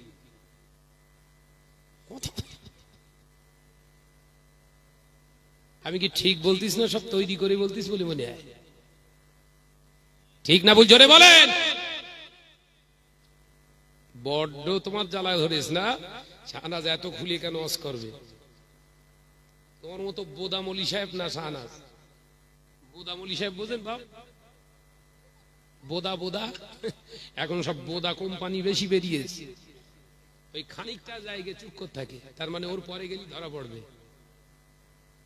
কথা বলে না। তার মানে সে হাঁস চোরের মতো ব্যাপার। হাঁস চোরের ঘটনা জানেন? বলবো একটু বলবো। এলাকার চাষির হাঁস, চাষিরা তো বেশি হাঁস পোষে। কথা বলছেন না কেন? মেয়েরা হাঁস পোষে, তো হাঁস পোষেছে গোটা 6 হাঁস পুষেছ তো চাষি, একটারে পাওয়া যাচ্ছে না, একটারে পাওয়া যাচ্ছে না। আর ইমাম সাহেব সেই দিন ছুটিতে ঘরে যাবে, ছুটিতে ঘরে যাবে, ছুটি উড়িয়ে নিয়েছে। আর মসজিদের সামনে এসে ওই হাঁসটা প্যাক প্যাক প্যাক প্যাক করে দেখতেছে। ও তখন গিয়ে খপ করে গিয়ে, মদ্দা হাঁস তো, আর শীতকাল, হাঁসের গোড় ভালো লাগবে না? লাগবে না। এই খানতো না, খানতো নাকি? সেইরকম টেস্ট। ও কপ করে ধরি ব্যাগের ভেতর ঢুকিয়ে লে, চুপ করে খানিক সময়। শরিয়াতের হুকুম, কোন হুকুম হলো রাস্তায় যাওয়া, যদি যেতে গিয়ে কোনো জিনিস পান, সেই জিনিস লে আপনার ওখানে দাঁড়িয়ে থাকতে হবে, নইলে এলাকায় আপনি প্রচার করুন এই জিনিস কার। ইমাম সাহেব বলি কোনো কথা, বোদা হুজুর, বোদা কি হুজুর বললো? বোদা হুজুর। বোদা হুজুর ওই হাঁস প্যাকের ভিতরে ঢুকিয়ে দিয়ে, ভেতরে প্যাকেটের ভিতরে ব্যাগের ভিতরে ঢুকিয়ে না দিয়ে, ব্যাগের মুখটা চেপে ধরে হক আদায় করতেছে। কিভাবে জানিস? হাঁস। ওয়াজ বোঝা যাচ্ছে না? কি বলছে? হাঁস, হাঁস। বলছি ইরাম করতিস কেন? কি পাগল হয়ে গেছে বোধহয়, ঘর যাবে ওদের এরম করতে। যার হাঁস তার সামনে দাঁড়িয়ে এরম করছে, ভাই জীবনে বুঝতে পারবে যে ওরা ওর ভেতরে হাঁস। তা কিছু বোদা, বোদা কি বললো? কিছু বোদা মলি সাহেব বেরিয়েছে, কিছু কেলে বেরিয়েছে, কিছু জোকার বেরিয়েছে। শরিয়াতের হুকুমগুলো মানুষকে সঠিকভাবে মূল্যায়ন করে উপস্থাপন করে না। ও না জানেরা, যুবকেরা, ছেলেরা, বাচ্চারা, পর্দানাশীরা, মা ও বোনেরা, আলোচনা বুঝুন। তাহলে আপনি ইফতার দিতে পারবেন না, আপনি রমজানে রোজায় ইফতার করতে পারবেন না। যে কোনো খাবার আপনার সামনে এসে গেছে, আপনি জানেন না, ইফতারটা আপনার জন্য বৈধ হয়ে যায়। কিন্তু জেনে রেখে দেন, শুনে রেখে দেন, এলাকার মানুষ যখন ইফতার দিচ্ছে, আপনার স্বচক্ষে দেখা ইফতারটা ওই ব্যক্তিটা দিয়েছে, আর ওই ব্যক্তিটার বউটা যথারীতি বন্ধন গ্রুপের সঙ্গে জড়িত আছে, ওই ব্যক্তির দেওয়া টাকায় ইফতার করা আপনার জন্য হারাম। কালকে আমার সবরাজানি হবে, আড়ালে যারা রয়েছে না গেল গিয়ে পাথর পেড়ে দিচ্ছে, দেখবি যে আল্লাহ বহু মলি সাহেব মরে, এ মরবে কবে? আমার মা বোনরা সব দুয়া চায় আমার জন্য, চা চা তাড়াতাড়ি চা দিন, কবুল হোক তোর গা দুয়া। ভালো লাগে না, আরো কঠিন দিন আসছে। আল্লাহ নবী জানিয়েছিলেন বাবা সাহাবীরা, এমন একটা দিন আসবে, সময় আসবে, ইমানদারেরা ইমানকে বাঁচানোর জন্য এলাকা ছেড়ে পরিত্যাগ করে কেউ জঙ্গলে পালিয়ে যাবে, এলাকা থেকে পলাতক করে কেউ পাহাড়ের গুহায় অবস্থান করবে। ও আমার সাহাবীরা, ফিতনা এত পরিমাণে সমাজে ছুটে যাবে, এত পরিমাণে ফিতনা দৌড়াবে, দাঁড়ানো মানুষের থেকে চলমান মানুষ থেকে দাঁড়ানো মানুষটা উত্তম হয়ে যাবে। সকালবেলা ইমানদার হবে, দুপুর হতে না হতে ইমানদারটা বেঈমান হয়ে যাবে, আবার দুপুর বেলা ইমান আনবে, সন্ধ্যা হওয়ার আগে ব্যক্তিটা বেঈমান হয়ে যাবে, এমনকি বেঈমান থেকে কাফেরে রূপান্তরিত হয়ে যাবে। ও নওজওয়ানেরা, যুবকেরা, আগামী দিন সেই দিন আছে যেদিন রাসূলুল্লাহ সাল্লাল্লাহু আলাইহি ওয়াসাল্লাম যেদিন সম্পর্কে অবগত করিয়েছিলেন হাদিসটাকে, সাহাবায়ে কেরামেরা পবিত্র জবানের কথা শুনে অবাক হয়ে গিয়েছিলেন। আল্লাহ নবী জানিয়েছিলেন, বাবা সাহাবীরা, মানুষের অন্তঃকরণগুলো হিংস্র জন্তু জানোয়ারের মতো হয়ে যাবে, নেকড়ের বন্য প্রাণী হিংস্র নেকড়ের মতো হয়ে যাবে। তাদের বেশভূষা, তাদের চালচলন গুলো, তাদের কথাবার্তা গুলো শুনলে দেখলে মনে হবে নবী আলাইহিস সালামের মতো। আমি নবী জানিয়ে দিলাম, তারাই হবে সমাজের বড় ফিতনাবাজ। ও নওজওয়ানেরা, যুবকেরা, সত্যটাকে তারা চেপে দিয়ে অন্যায় রাহাজানি গুলো সমাজের বুকে তুলে ধরবে। ও নওজওয়ানেরা, যুবকেরা, হারাম জিনিসগুলো সমাজের কাছে এমন ভাবে উপস্থাপন করবে, তারা সাধারণ মানুষগুলোকে বোঝাতে সক্ষম হয়ে যাবে না এটা হারাম নয়, এটা হলো আসলে হালাল। হারাম জিনিস কিন্তু হুজুর যদি ওয়াজ করে আপনার হারাম বলতে পারবেন? কথা বলছেন না কেন? জিনিসটা হারাম।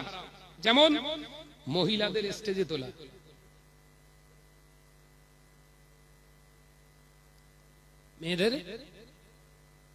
মেয়েদের জোরে বলেন, স্টেজ মেম্বার, এই মেম্বারের উপরে মহিলাদের তুলে কথা বলানো হচ্ছে শরীয়তে হারাম। চ্যালেঞ্জ থাকলো কিয়ামত পর্যন্ত, কোন হুনু সাহেব যদি এই ফতোয়া নিয়ে বসতে চায়, আমরা রাজি আছি। আল্লাহ নবী দো জাহানের বাদশাহ হাবিবুল্লাহ নবী জনাবে মুহাম্মদুর রাসূলুল্লাহ সাল্লাল্লাহু আলাইহি ওয়াসাল্লাম মদিনার মসজিদুন নববী শরীফে শারীরিকভাবে অসুস্থ হয়ে পড়েছে। সাহাবায়ে কেরামেরা আল্লাহ নবীর সামনে প্রস্তাব আনলেন, ইয়া রাসূলুল্লাহ, হাবিবাল্লাহ, হুজুর আপনার অবর্তমানে, আপনার অনুপস্থিতিতে আমরা আপনার জায়গায় আম্মা জান আয়েশাকে দেখতে যায়। প্রস্তাবটা ভালো না খারাপ? এই কথা বলছেন না কেন? প্রস্তাবটা ভালো না খারাপ? নবী আমার দিন ও দুনিয়ার বাদশাহ হাবিবুল্লাহ নবী জনাবে মুহাম্মদুর রাসূলুল্লাহ সাল্লাল্লাহু আলাইহি ওয়াসাল্লাম বললেন, সাহাবায়ে কেরামদের লক্ষ্য করে, খামোশ, এই আমার সাহাবীরা, যেটা জবান দিয়ে বলেছো আর বলতে যেও না। যেদিনে দেখবে পুরুষের জায়গায়, পুরুষের মেম্বারে নারীরা উঠে কথা বলছে আর পুরুষেরা স্তব্ধ হয়ে শুনছে, জানবে আল্লাহর গজব নাযিল হবে।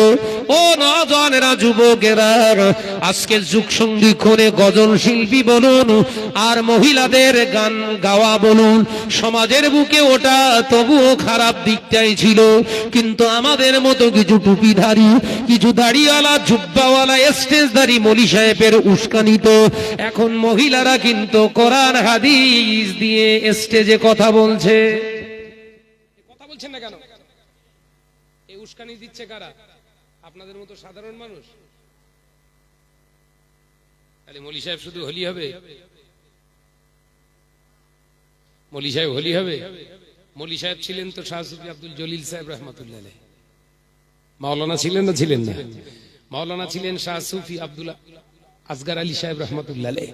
মাওলানা ছিলেন আব্দুল খালেক সাহেব রহমাতুল্লাহ আলাইহি। এই কিছুদিন আগে রঘুনাথপুর থেকে দুনিয়া থেকে বিদায় নিলেন শাহ সুফি আনসার আলী সাহেব রহমাতুল্লাহ আলাইহি। এসব মাওলানা ছিলেন তো নাকি? না, এরা পড়াশোনা করেনি। পড়াশোনা করেছিলেন মুফতি আজম আব্বাজান মেজলা হুজুর পীর কেবলা রহমাতুল্লাহ আলাইহি। পড়াশোনা করেছিলেন রাসূলে নোমা শাহ সুফি ফাতে আলী ওয়াইসি রহমাতুল্লাহ আলাইহি। পড়াশোনা করেছিলেন আল্লামা হিন আল্লামা রুহুল আমিন সাহেব রহমাতুল্লাহ আলাইহি। পড়াশোনা করেছিলেন শাহ সুফি হযরতে ডক্টর শহীদুল্লাহ রহমাতুল্লাহ আলাইহি। না না, এনারা শিক্ষিত ছিল না, আসলে হাদিসই বুঝতো না। কথা বলে না, এনারা আবার হাদিস বোঝে? পড়াশোনা করেছিলেন, আপনার 40টা হাদিসের কিতাবের সনদপ্রাপ্ত হয়েছিলেন মুজাদ্দিদুজ জামান আমিরুশ শরিয়াত আলা হযরত দাদা পীর রাহমাতুল্লাহ আলাইহি। বাংলায় শিক্ষা করে তার অন্তরটা ঠান্ডা হয়নি। স্বয়ং রাসূলুল্লাহর দরবারে গিয়ে মদিনাতুল মুনাওয়ারা থেকে 40টা হাদিসের কিতাবের উপরে সনদপ্রাপ্ত হয়েছিলেন। আসলে দাদা হুজুর তো এসব হাদিস জানতো না। কেলে মলি সাহেবরা যা জেনে গেছে, হুজুররা তো জানতো না। এই কথা ঠিক বলছি না? জোরে বলেন।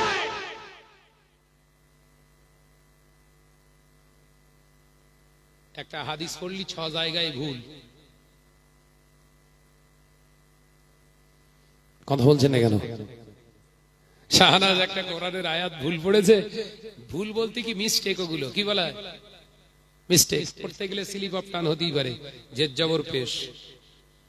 কোন একটা জায়গা থেকে মুতাসাওয়া লেগে ছেড়ে যায়, একটা শব্দ ছেড়ে যায়, সেগুলোকে নিয়ে আম সত্তর তৈরি করে প্রচার করতে বিক্রি করতে। আম সত্তর খাও, আনাজ কোরআন পড়তে পারে না। ছেলেরাও তো এখন চালাক, কথা বুঝতে পারছেন না? তাহলে শাহনাজ ভাই, বহু আলেম ওলামা চিন্তা করছে শাহনাজ ভাই তো এটা তো মিস্টেক হয়েছে, ভুল তো না, কারণ উনি আবার লাইভে এসে সেটা উইথড্র করছে, তাহলে তো ভুল তো বলা যায় না। আচ্ছা ঠিক আছে, এরা ভালো পড়ে তাই তো, একটু ভালো করে শুনি। ভালো কারি সাহেব হাফেজ সাহেবরা এবার শোনা স্টার্ট করেছে। সে হুজুর যা পড়তে, যে শয়তান পর্যন্ত শুয়ে পড়তে। কথা বুঝাচ্ছেন না? হুজুরির পড়ার যুদ্ধ দেখে শয়তান এবার টান টান হয়ে শুয়ে পড়েছে। এবার হুজুরির যেই ভুল প্রচার হচ্ছে, তখন হুজুরির কিছু চাটা রয়েছে না, একটা হুজুরির চাটা থাকে না, সেই চাটারা বলছে ও একটু অধিক হয়, শাহনাজের বেলা ভুল, আর ওনার বেলা বলে না কথা, একটু অর্ধেক হতেই পারে, স্লিপ অফ টান। এগুলো মানুষের চরিত্র বলে মনে হয়? কথা বলছেন না কেন? বিচার যদি করতে হয়, বিচারের মতো বিচার করুন। হযরতে ফারুক আযম ওমর রাদিয়াল্লাহু তাআলা আনহুর মতো বিচারক হয়ে যান। হযরতে ওমর রাদিয়াল্লাহু তাআলা আনহুর দরবারে আসলেন একজন মহিলা, ইয়া আমিরুল মুমিনিন খলিফাতুল মুসলিমিন, ও হযরতে ফারুক আযম, আমাদের খলিফা, আপনার কাছে একটা জিনিস জানতে চাই। এই মদিনার জমিনে, মক্কার জমিনে কি আল্লাহর জমিনে কি কোরআনের বিধান নাই, আইন নাই? আল্লাহর কোরআনের আইন কি শেষ হয়ে গেছে? হযরতে ফারুক আযম ওমর রাদিয়াল্লাহু তাআলা আনহুকে বললেন, পর্দার আড়াল থেকে ওই নারীকে হযরতে ওমর জিজ্ঞাসা করলেন, মা আল্লাহর কোরআন আছে, আইনও আছে, এ কথা আপনি কেন বলছেন?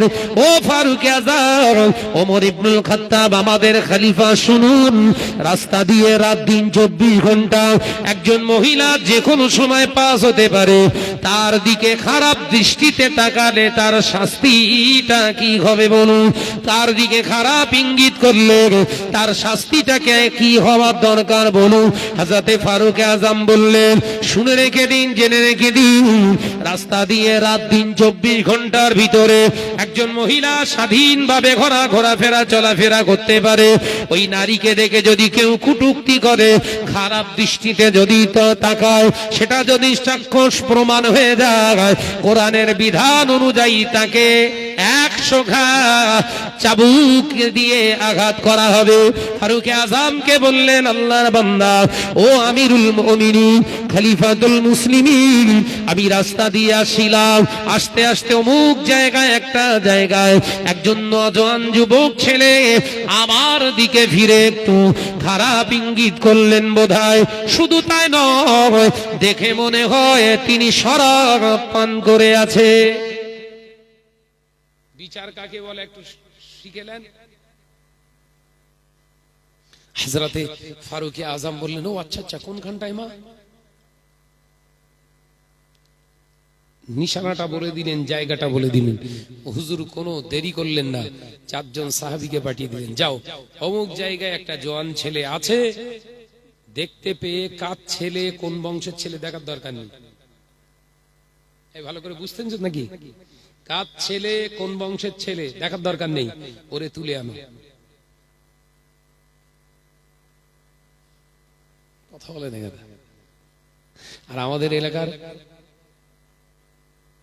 বলেন নেতাদের কাছে বিচারের কথা বলেছে, ভাই আপনার ভাইটা, ছোট ভাইটা ভাঙড় কলেজের সামনে এরকম আমার মেয়েটার দিকে উল্টো পাল্টা বললো। ও আমার ছোট ভাই? ও জওয়ান ভাই, একটার দিক হয়েছে, ধরতে গেলে হবে না। কথা ভুল বলছি নাকি? ওর পাশে দাঁড়িয়ে ছিল ওর ছেলে। কার ছেলে?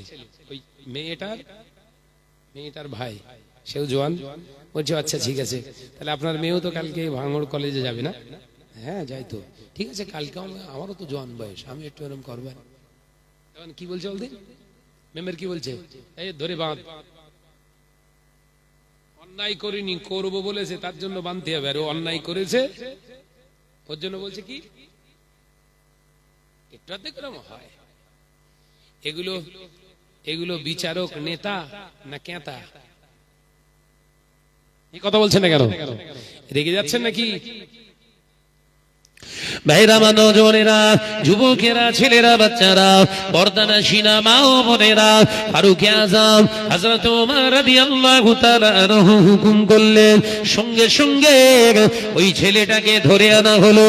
ও নওজোয়ানেরা, যুবকেরা, কয়েদখানায় বন্দী করা হলো। হযরত ফারুক আযম ফজরের নামাজ আদায় করলেন। হুজুর আবার ফজরের নামাজ আদায় করে এলান করলেন, আজ ফজরের নামাজের পরে আপনারা বসে যাবেন, আপনারা অপেক্ষা করবেন, একজন আসামি ধরা পড়ে গিয়েছে, বিচার হবে। হযরতে ফারুক আযম ওমর রাদিয়াল্লাহু তাআলা আনহু হুজুর আমার বন্দীখানায়, কয়েদখানায় এসে দেখলেন অন্য কেউ নয়, ওটা হলো নিজের একজন ছেলে, নিজের বেটা। হযরতে ফারুক আযম নিজের ছেলের কাছে যেয়ে বললেন, এই অপরাধী, একবার গালটা হা করে জোরে নিঃশ্বাস ফেল, একবার প্রশ্বাস নে। হযরতে ফারুক আযমের সন্তান হুজুর আমার গাল হা করে জোরে নিঃশ্বাস নিলেন। হুজুর মুখের থেকে তিনি গন্ধ নিয়ে বললেন, তোর মুখ থেকে তো শরাবেরই মতো একটা গন্ধ পাওয়া যায়, তার মানে মহিলার যে অভিযোগটা ছিল ওটা সত্য। তাই আর দেরি নয়, তৈরি হয়ে যায়, 100 ঘাত চাবুকের ঘাত ওকে খেতে হবে। একবার জোরে হবে না? জোরে বলছেন না? নিজেই শাসক, নিজেই বিচারক, 100 ঘাত। আল্লাহ নবী দো জাহানের বাদশাহ হাবিবুল্লাহ নবী জনাবে মুহাম্মদ রাসূলুল্লাহ সাল্লাল্লাহু আলাইহি ওয়াসাল্লামের জলিল কদর সাহাবী ফারুক আযম ওমর রাদিয়াল্লাহু তাআলা আনহু বললেন, বিচার শুরু হয়ে গেল। হুজুর নিজে হাতে চাবুকটা তুলে দিলেন হযরতে জাবের রাদিয়াল্লাহু তাআলা আনহুর হাতে। ও নবী সাহাবী ভাই জাবের, আল্লাহ আপনার গায়ে তো যতটা শক্তি দিয়েছে আল্লাহর জন্য ব্যয় করবেন না তো কার জন্য ব্যয় করবে? এই নিন হাতে চাবুক দিল, আল্লাহর কোরআন হুকুমকে আমল করুন, আল্লাহর হুকুমকে আমল করুন। আমার এই ছেলে দাঁড়িয়ে আছে, গুনে গুনে গুনে গুনে 100 ঘাত চাবুক মারো। হযরতে ওমর রাদিয়াল্লাহু তাআলা আনহু বললেন, আমি পারলে ইচ্ছাকৃতভাবে আমি মেরে দিতে পারতাম, আমার সন্তানকে আমি গায়ে চাবুক মারতে পারতাম। আমার গায়ে আল্লাহ শক্তি দিয়েছে, আমি আপনার হাতে তুলে দিলাম। তার কারণ এই ছেলেটা তো আমার, আমি আমার ছেলের গায়ে আঘাত করব, মানুষের ভিতরে প্রশ্ন এসে যেতে পারে, মানুষের কাছে প্রশ্ন এসে যেতে পারে, ছেলে বলে হয়তো আস্তে আস্তে চাবুক দিয়ে মারছে। সুবহানাল্লাহ বললেন না? কই জোরে হলো কই? আর একটু জোরে বলে। প্রশ্নের জায়গা নেই। আমি ওমরের গায়ে শক্তি আল্লাহ দিয়েছে, মারতে পারি। আমার গায়ের জোরে হয়তো মারলাম, কিন্তু যারা প্রেজেন্ট আছে তাদের ভিতরে হয়তো কারুর মনেই সন্দেহটা আসতে পারে, ছেলের গা বলে হয়তো আসতে মেরতেছে।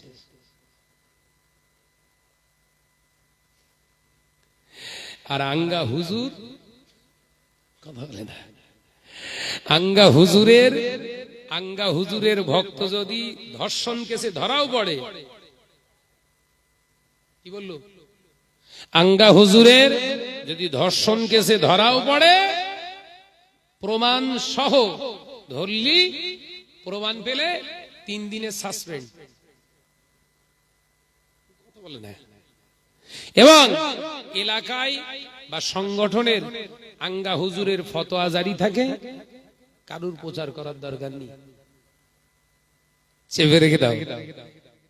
আর শাহাদাত জেনা করেছে তার প্রমাণ কিচ্ছু নেই, ওয়াল্লাহি তাল্লাহি বিল্লাহি, কারুর ক্ষমতারে কে কোথাকার কে মাইকে একটুখানি বলে দেছে, সেইটা সার্টিফিকেট নিয়ে বলছে জেনা কর।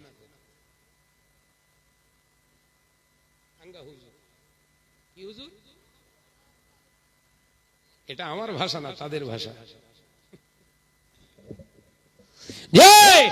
আমার নজনেরা যুবকেরা, ছেলেরা, বাচ্চারা, শরিয়াত বলছে জেনা করো না, বিয়ে করো।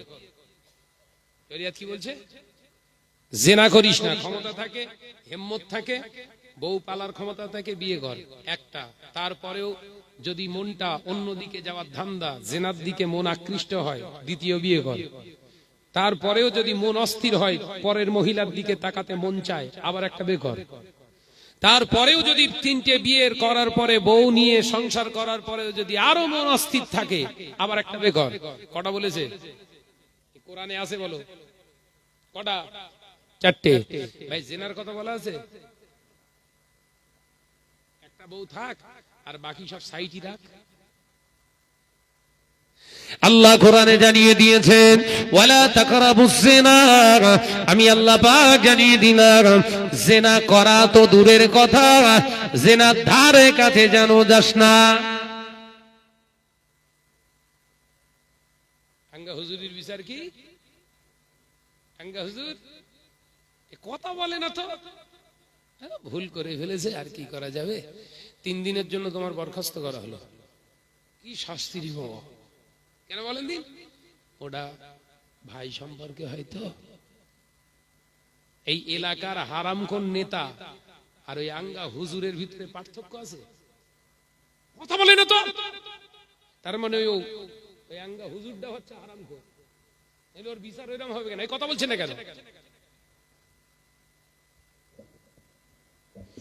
ও নজনেরা, মুরব্বিয়ান গণেরা, ছেলেরা, বাচ্চারা, পর্দানশীনা মা ও বোনেরা, হযরতে ফারুক আযম ওমর রাদিয়াল্লাহু তাআলা আনহু হুজুর আমার নবীর সাহাবী হযরতে জাবের রাদিয়াল্লাহু তাআলা আনহুর হাতে তুলে দিলেন। ও আল্লাহর বান্দা নবী সাহাবী হয়ে যাবে, হাতে তোমার চাবুক তুলে দিলাম। আল্লাহ যতটা ক্ষমতা তোমাকে দান করেছে, তুমি পুরো ক্ষমতাটা আল্লাহর হুকুমে আমল করবার জন্য প্রয়োগ করো। আমার ছেলে বলে তুমি মেনো না, অপরাধীর শাস্তি হিসাবে তুমি শাস্তি দিতে থাকো। আমি তোমাকে দায়িত্ব দিলাম। আল্লাহর বান্দা নবী সাহাবী হয়ে যাবে যদি আমার ছেলের দিকে খেয়াল করে ওমরের বেটা বলে কণ্ঠিত বোধ করো, কৃপণতা করো। যদি দয়া দেখাতে চাও, এর জন্য জবাব কিন্তু কিয়ামতের দিনে আপনাকেই দিতে হবে। একবার জোরে বলুন না সুবহানাল্লাহ, একবার জোরে বলবেন না। তার মানে আর কমজোরি থাকবে? চাবুক নিয়ে সানাক সানাক করে মারতে শুরু করছে, বাপের সামনে ছেলের পেটাচ্ছে। এই আলোচনা বুঝতে পারছেন নাকি? আর আমাদের কচির মা কাছে এসে কচি শুধু বলে যে স্যার আমার মেরে, কি বলছে? স্যার আমার মেরেছে, মামা স্যার আমার মেরেছে। ওর মা বলছে ওর এত বড় সাহস, হ্যাঁ ও স্যার, ও স্যারের জাত। শাড়ি না উল্টো পেকে নিয়ে এ সাইড পুরো জানলা খুলে দেশ, কথা বলে না। জানলা খুলে দেয় গিয়ে বলতে আপনি মারলেন কেন? হ্যাঁ টাকা পয়সা দিয়েছি ছেলে আপনার মার খাওয়ার জন্য, আপনার মাস্টারি ঘোষাবো। স্যার তখন বলছে দেখেন না ভুল হয়ে গেছে, আর কিছু। এও ভেড়া ও ভেড়া, তাহলে ওর বাচ্চা ওর স্টুডেন্ট কি তৈরি হবে? ছাগল হবে? ও ভেড়া। আমরা মাদ্রাসায় পড়াশোনা করেছি, মাদ্রাসায় পড়াশোনা করছি, মোটা মোটা লাঠি চোখের সামনে মেরে চুরমার করে ফেলছে, বাপ দাঁড়িয়ে রয়েছে, বলার হুকুম নেই। আর এখনকার ছেলেদের বল না রে বাবা।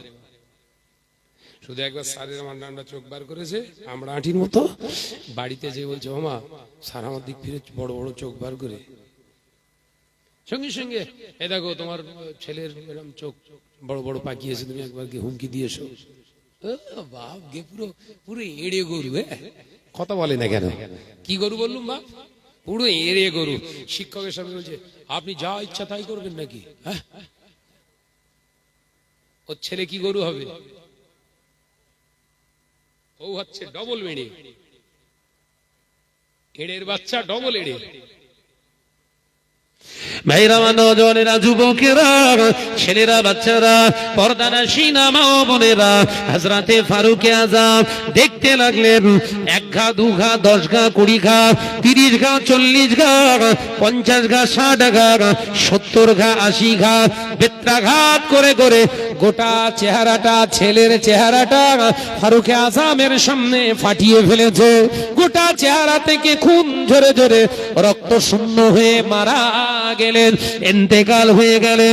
ইন্না লিল্লাহি ওয়া ইন্না ইলাইহি রাজিউন। আল্লাহ নবী সাহাবীর বেটা সামনাসামনি ইন্তেকাল হয়ে গেল।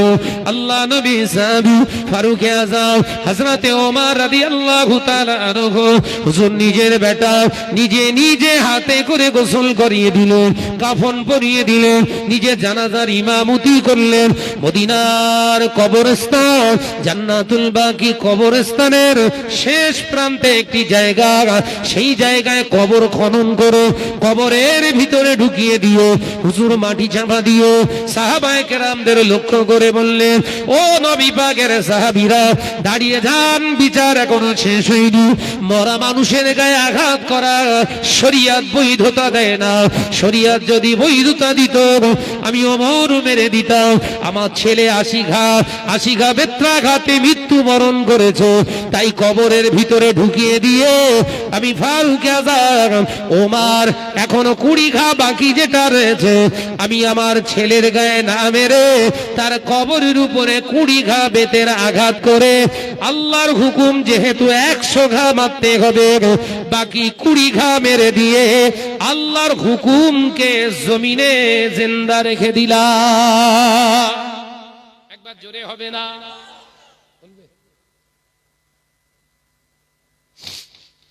তোমরা বলছো গজল, আর গজল বললি আবার এই কেলে হুজুররা চেল্লায়, কথা বলেন কেন? আমি কি ভুল বলতি? আপনারা বলছেন, রিকোয়েস্ট করছেন, ভাইজান একটু গজল বলেন, ভাইজান একটু নাত বলেন। আপনাদের রিকোয়েস্টে আমি বলি আর ফাটেও দে। আমি কি কথা ঠিক বলছি না ভুল বলছি? যাই হোক, বলছে যখন একটু বলি, বলবো বলবো নাকি? আপনার চাইলে বলবো, যদি ওদের জলে, জোরে বলে জ্বলুক, যত জ্বলবি তত জ্বালাবো। কথা বলে রে কেন? মহাব্বতে সে দরুদ আল্লাহুম্মা। এই গজল বলবো, একটা চালিয়ায় একটু মহাব্বতের সঙ্গে ওয়া আলা আলি।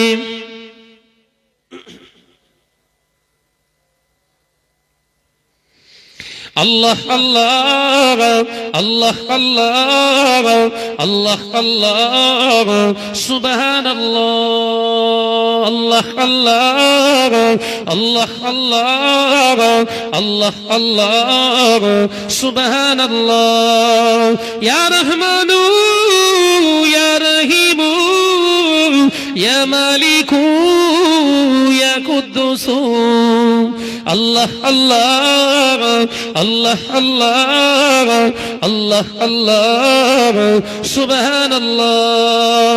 জমিন ও আসমান যা কিছু আছে, জমিন ও আসমান যা কিছু আছে, রবের নামে জিকির করে।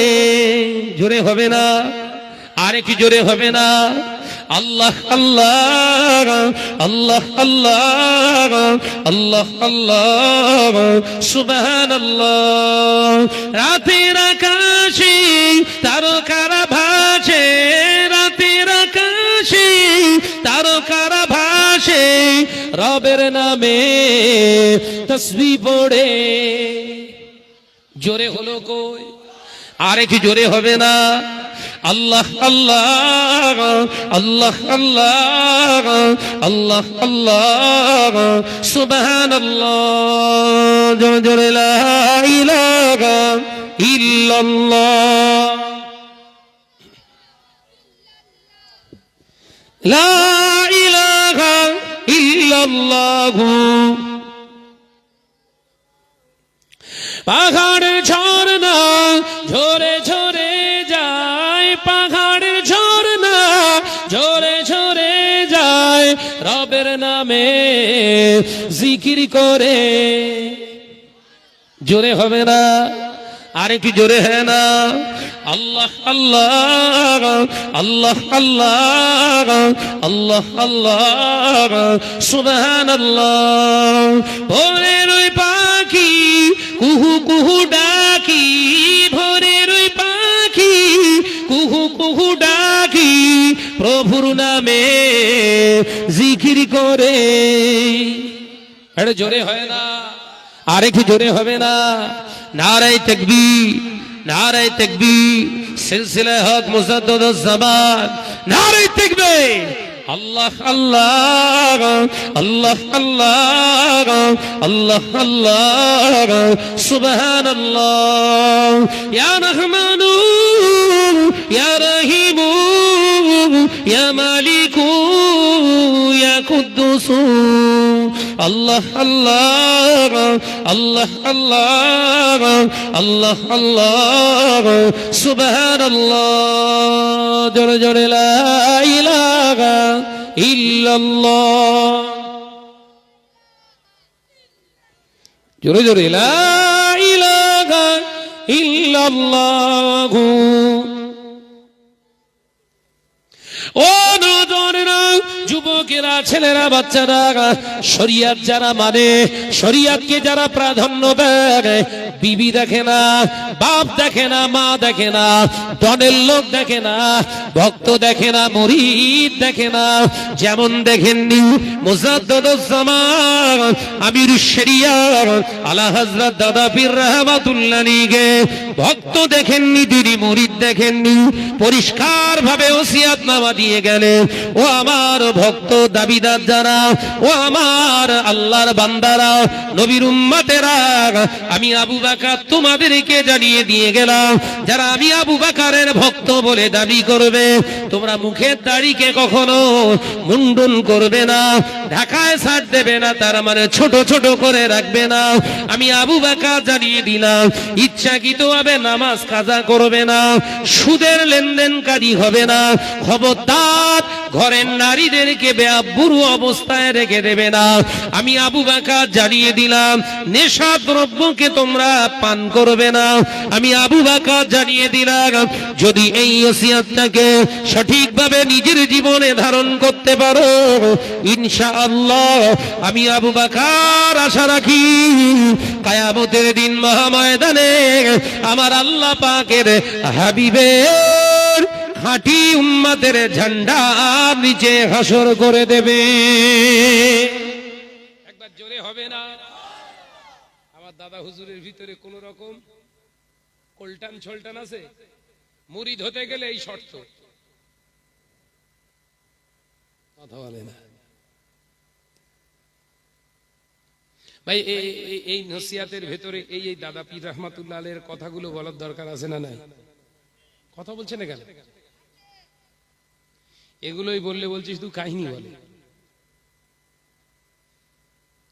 এই কথার আগে যতগুলো কথা হয়েছে সব কোরআন আর হাদিস ভিত্তিক তো নাকি?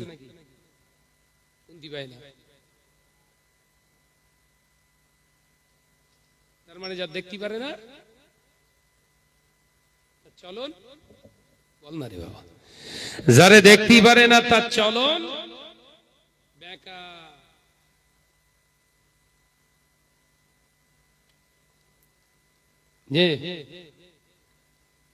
সাবধান হন।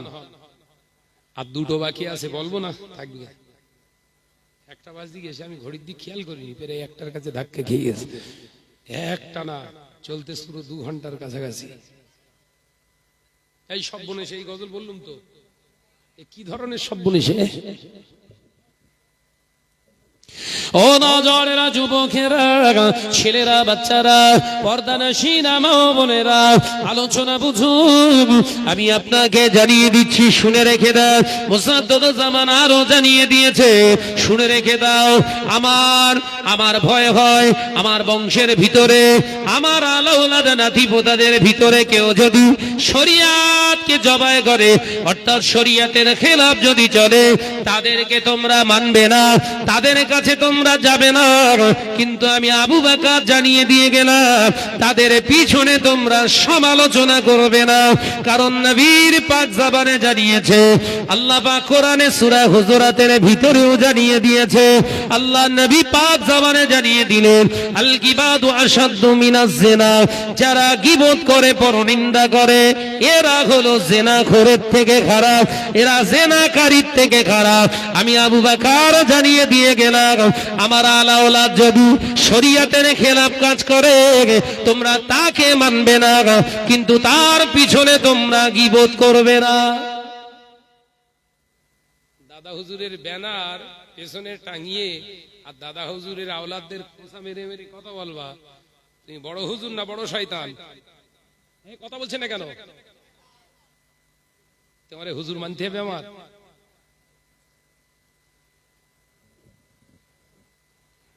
যে অনেক ভাইজান রয়েছেন যারা ইয়াং জেনারেশনের, আমাদের জেনারেশনটা চলছে যেটা, বেশ কয়েকজনের সঙ্গে আমার এক স্টেজ হয় না। বলে এক স্টেজ হয় না, জানি না, আল্লাহ যেদিন চাইবে আবার হয়তো এক জায়গায় করিয়ে দেবে আল্লাহ। তো জীবনে কোনোদিন, যতদিন এই 7-8 বছর ধরে এক স্টেজে আমাদের ওয়াজ হয় না, এই কজনের সঙ্গে কোনোদিন শুনেছেন শাহনাজ ভাইয়ের মুখ থেকে তাদের বিরুদ্ধে সমালোচনা? শুনেছেন? দাদা হুজুরের নিষেধ, শুধু দাদা হুজুরের নয়, আল্লাহর নিষেধ, শুধু আল্লাহর নয়, নবীরও নিষেধ। যদি সিলসিলা মানতে হয় মানো। এই কথা ঠিক না ভুল জোরে বলেন।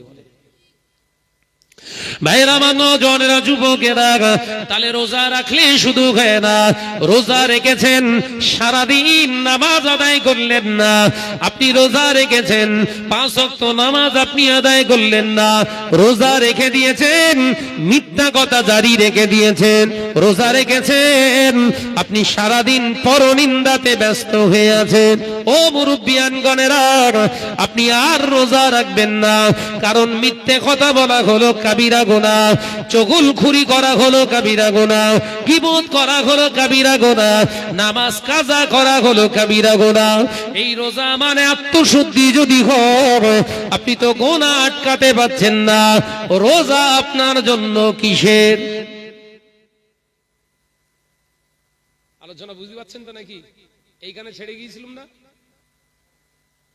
এরপরে হাসুন ওয়াকিমুস সালাহ ওয়া আতিজ যাকাত আসসিয়াম রমাদানাল মুবারাক আল হজ্জ। তৃতীয় নাম্বার হলো, চতুর্থ নাম্বার বললেন হজ। বান্দা টাকা থাকলে হজ নয়, না না বান্দা, অর্থ ধন সম্পদ থাকলে হজ করবি না। যদি হালাল অর্থ থেকে থাকে, হালাল অর্থ দিয়ে একবার আমার কাবা পাক বাইতুল্লাহ শরীফে আসিস, তোর জীবনে চলমান জিন্দেগিতে যত গুনাহ আছে, আমার কাবা বাইতুল্লাহর সংস্পর্শে আগার সাথে সাথে তোর ওই ত্রুটিগুলোকে আমি আল্লাহ কাবার ওসিলায় ক্ষমা করে দেব। তাহলে হজ কার জন্য? আলোচনা বুঝতে পারে না। টাকা পয়সা থাকলে হজ? হ্যাঁ, কোন টাকায় হজ? হালাল টাকা। না না না, ভাইয়ের ফারাজ ফাঁকি দিয়ে সেই জমির টাকা নিয়ে হজ করতে যেতে হবে।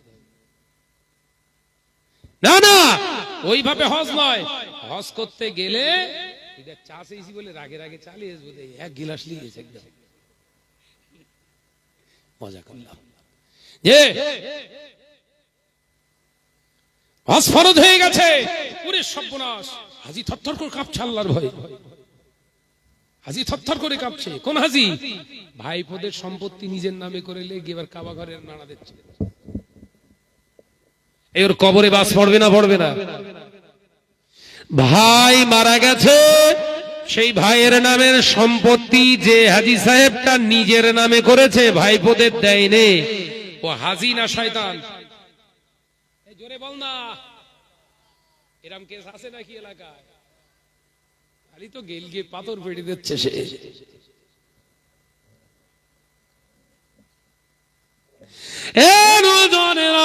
যুবকেরা, ছেলেরা, বাচ্চারা, হালাল অর্থ নিয়ে হজে গেলে কি ফায়দা পাবে?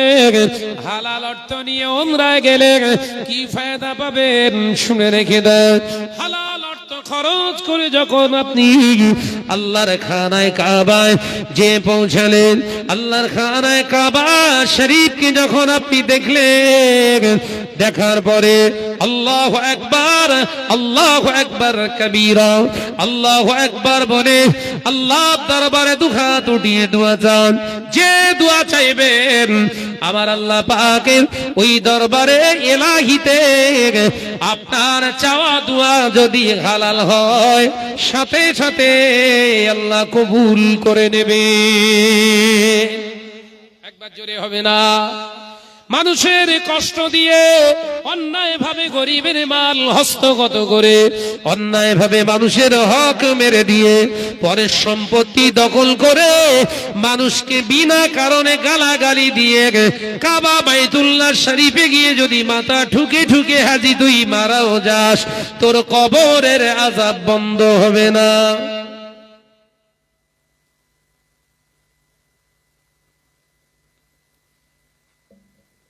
কাবা শরীফ দেখে আসলি হাজি নাকি? ও নজনেরা, আমি আলোচনা বাড়াবো না, সংক্ষেপ করে দিচ্ছি। কাবা শরীফ দেখলে যদি জীবনের গুনাহ মাফ হয়ে যায়, কাবার কাবা হলো আমার নবী, কাবার কাবা হলো আমার নবী। নূর নবীর হাতে ইসলাম কবুল করেছেন, আল্লাহ নবীর হাতে হাত দিয়ে মুসাফা করেছেন, নবীর পিছনে ইক্তেদা করেছেন। নবী যেমন রঙের পাগড়ি পরিধান করতেন, সেই রকম পাগড়ি পরিধান করেছেন, নবীর মতো জুব্বা পরিধান করেছেন। আমার নবী পাকের এক জায়গায় বসে দস্তরখানায় খাওয়া দাওয়া করেছেন। ও নজনেরা, আমার আল্লাহ পাক ওই মানুষগুলোকে কবুল করেননি, বরঞ্চ জাহান্নামের চরমতম জায়গায় তাদের স্থান করে দেবে। তার কারণ হলো নবীর হাতে হাত দিয়ে কলেমা পড়লে সাহাবী হওয়া যায়। সাহাবী আল্লাহর দরবারে কবুলির জায়গা করতে গেলে নবী, ইসলাম, কোরআন, হাদিস, আল্লাহ সম্পর্কে কংক্রিট ঈমান, বাইরেটা এবং ভিতরটা এবং বাইরেটা সঠিকভাবে নির্ণয় করে যদি না চলতে পারে, বাবাজি নবীর হাতেও কলেমা পড়ে ঠিকানা হবে জাহান্নাম। বুখারীর হাদিস, নাম বলে দিয়ে যায়, নাহলে আবার ধোঁয়াশা থেকে যাবে আপনাদের ভিতরে। নাম আব্দুল্লাহ বিন উবাই ইবনে সুলুল, মুনাফিকদের সরদার। বুখারীর হাদিস বলছি হলো, মদিনার মসজিদুন নবী শরীফে সাহাবায়ে কেরামেরা বসে আছে। এমন সময় হযরতে আব্দুল্লাহ রাদিয়াল্লাহু তাআলা আনহু এসে সালাম দিলেন, ঝরঝর করে কাঁদতে লাগলেন, ইয়া রাসূলুল্লাহ, হাবিবাল্লাহ, আমার আব্বা জান উবাই ইবনে সুলুল ইন্তেকাল হয়ে গেছে। ইন্না লিল্লাহি ওয়া ইন্না ইলাইহি রাজিউন। ও নওজওয়ানেরা, যুবকেরা, ছেলেরা, বাচ্চারা, আল্লাহ নবীকে বললেন, ইয়া রাসূলুল্লাহ, হাবিবাল্লাহ, আপনার হাতে কলেমা পড়েছে আমার আব্বা, আপনার পিছনের মুসাল্লি ছিলেন আমার আব্বা, আমার আব্বা জান ইন্তেকাল করেছে, আপনি কি জানাজায় যাবেন না? আপনি কি আমার আব্বার জানাজা পড়বেন না? আল্লাহ নবী বললেন, ও আমার আব্দুল্লাহ, শুনে রেখে দাও, তোমার আব্বা জান ইন্তেকাল হয়ে গিয়েছে, আমি নবী যাব, তোমার আব্বা জানের জানাজায় যাব। ও নওজওয়ানেরা, নবী বলা শেষ না, হযরতে ফারুক আযম উঠে দাঁড়ালেন, ইয়া রাসূলুল্লাহ, হাবিবাল্লাহ, হুজুর আপনি উবাইয়ের জানাজায় যাবেন বলছেন, কিন্তু আমি ওমর জানিয়ে দিলাম, আমি বেঁচে থাকা অবস্থায় কোনো মতে উবাইয়ের জানাজায় যেতে দেব না। আমার আলোচনা মাথায় ঢুকছে বাপ? ওমর, হযরতে ওমর ও নবীর পিছনে নামাজি, নবীর পিছনে মুসল্লি, আর উবাই ইবনে সুলুল নবীর পিছনে মুসল্লি। ভালো করে বুঝলেন? আলোচনা বুঝলেন না? শেষ করে দেবো আমি, আলোচনা শেষ করে দেই নাকি? আর আলোচনা দরকার নেই না, এটা বোঝাবো, কথা বলে না। হযরতে ওমর রাদিয়াল্লাহু তাআলা আনহু বললেন, ইয়া রাসূলুল্লাহ, হাবিবাল্লাহ, উবাই আপনার হাতে কলেমা পড়তে পারে, উবাই ইবনে সুলুল নামাজ পড়তে পারে, ওর টুপি আছে, দাড়ি আছে, জুব্বা আছে, কিন্তু ও তো ইসলামের জন্য কিছু করেন না, বরঞ্চ যত কিছু আলোচনা হয়েছে বারে বারে ও কাফেরদের কাছে জানিয়ে দিয়ে ইসলামের বড় ক্ষতি করেছে। ইয়া রাসূলুল্লাহ, হাবিবাল্লাহ, সেটা আপনি আমার থেকে অনেক বেশি জানেন, তাই ওই মুনাফিকের জানাজায় আমি আপনাকে যেতে দেব না। শুরুতে একটি আয়াতে কারিমা পড়েছিলাম, মনে আছে তো? উদখুলু ফিস সিলমি কাফা, মনে পড়ছে? এই উবাই ইসলামের ভিতরে পরিপূর্ণ আসেনি। এই নাম কাওয়াস্তে দাড়ি রেখেছিল, টুপি পরতো, জুব্বা পরতো, পাগড়ি পরতো, কিন্তু কাজ ছিল কাদের মতো? কাফেরদের মতো। ও নবীর কথাগুলো শুনে ওদের কাছে যে বলতে, এরকম হচ্ছে বলো। কিছু কিছু বৈঠকে আমি ছোট মানুষ, আমাকে ডাকে, কিছু কিছু বৈঠকে, দিনের বৈঠকে, কিছু কিছু ক্ষেত্রে ওলামায়ে দ্বীনদের একসঙ্গে আমাদের ডাকে এক জায়গায় হই, গিয়ে সূরাতগুলো দেখে আমি ফিরে আসার সময় তানাদের ভিতর থেকে যারা মুরব্বী, তানাদেরকে টুকে দিয়ে আসি, এই এই ব্যক্তির সূরাতগুলো আমার ভালো লাগেনি বলো। আর আল্লাহর কি শান, ওই বৈঠকের 2-10 দিন পরই সেই মুরব্বী আবার ফোন করে বলে, ভাই আপনার কথাটা ঠিক। কেন না, এই আমাদের গোপন আলোচনাটাও এরা গিয়ে ওদের সঙ্গে বলে দিয়েছে। হাসা চামড়া বলো, চামড়া হাসা, এলেম হাসা, জুব্বা মাখা, টুপি, কায়দা, কার্যকলাপ উবাই ইবনে সুলুল। ভাইরা, আমার নজরেরা, যুবকেরা, ছেলেরা, বাচ্চারা, পর্দারাশিনা মা ও বোনেরা, আল্লাহ নবী ওই সময় কোনো কথা বললেন না।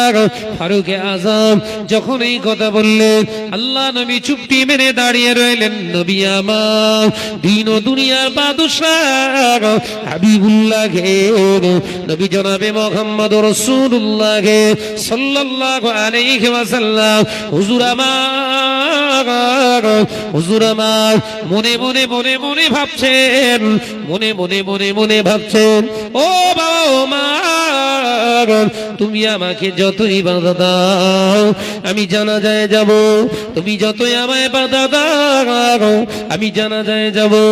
আল্লাহ পাক সইতে পারলেন না হাবিবের মনের কথা, আমার আল্লাহ সহ্য করতে পারলেন না। সাথে সাথে জিবরিল আমিনকে পাঠায়, ও জিবরিল আমিন যাও আমার হাবিবকে যে বলো, হাবিবের মনে যে কথাটা আছে ওই কথাটা মনে রেখে দিক, তিনি যেন জবান দিয়ে না বলে। আর ওবায়ের জানাজায় তিনি যাবেন বলেছেন, ওবায়ের জানাজায় তিনি যাবেন, কিন্তু জানাজা মানে তো দোয়া, দোয়া করতে তিনি পারবেন না। আজকে ওমরের সিদ্ধান্তটা আমার আল্লাহ পছন্দ করেছে। কিতাবে এসেছে ওবায়ের জানাজায় রাসূল গিয়েছিলেন, কিন্তু গিয়ে জানাজায় গিয়ে চুপ করে দাঁড়িয়েছিলেন, কিছু দোয়া পড়িনি।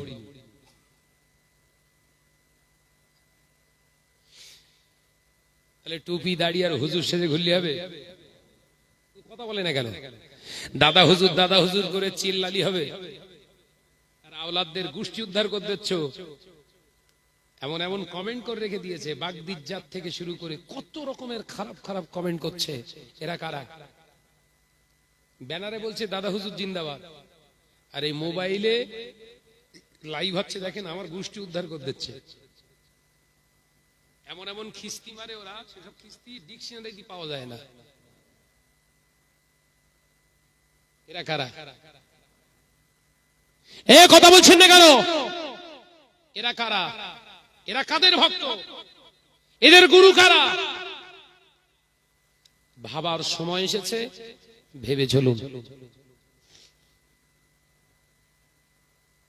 ভাবার সময় এসেছে, ভেবে চলুন। ইসলামের 5টা স্তম্ভ, এই 5টা খুঁটির বিষয়ে আজকে ন্যূনতম একটু একটু ধারণা দিয়ে গেলাম। 5টা খুঁটি তো বুখারীর হাদিস, বানিউল ইসলাম আলা খামসিন, কটা? ইসলামের খুঁটি হচ্ছে 5টা। আজকে 5টার একটু একটু করে টাচ দিয়ে গেলাম। অর্থাৎ নামাজ শুধু পড়লে হবে না, নামাজের শর্তগুলো জানুন। হজ করলে হবে না, হজের শর্তগুলো জানুন। যাকাত দিলে হবে না, যাকাতের শর্তগুলো জানুন। রোজা রাখলে হবে না, রোজার শর্তগুলো জানুন। ইফতার শুধু করলে হবে না, ইফতারের শর্তগুলো জানুন। কুরবানি দিলে হবে না, কুরবানির শর্তগুলো জানুন। ব্যাস, একদম সংক্ষেপে এতটুকু আপনারা যদি একটু নিজের জীবনে এগুলো ধারণ করে চলতে পারেন, আর সলিড জায়গা থেকে অল্পই যদি করেন, আল্লাহ তুই খুশি। বলুন সুবহানাল্লাহ। একবার জোরে হবে না সুবহানাল্লাহ? আরে চিল্লে হবে না সুবহানাল্লাহ? আল্লাহ আমাদের সকলকে দ্বীনকে সঠিকভাবে মূল্যায়ন করে চলার তৌফিক দেন। পাশাপাশি আমার মুজাদ্দিদুজ্জামান আমিরুশ শরিয়াত আলা হযরত দাদা পীর রাহমাতুল্লাহ আলাইহির সিলসিলা নীতি আদর্শকে বুকে জড়িয়ে ধরে নিজের জিন্দেগিতে আমল করে আল্লাহ কবর পর্যন্ত যাওয়ার তৌফিক দেন। বলুন আমিন। আর একটু জোরে বলি আল্লাহুম্মা আমিন। প্রাণ খুলে দরুদ শরীফ আল্লাহুম্মা।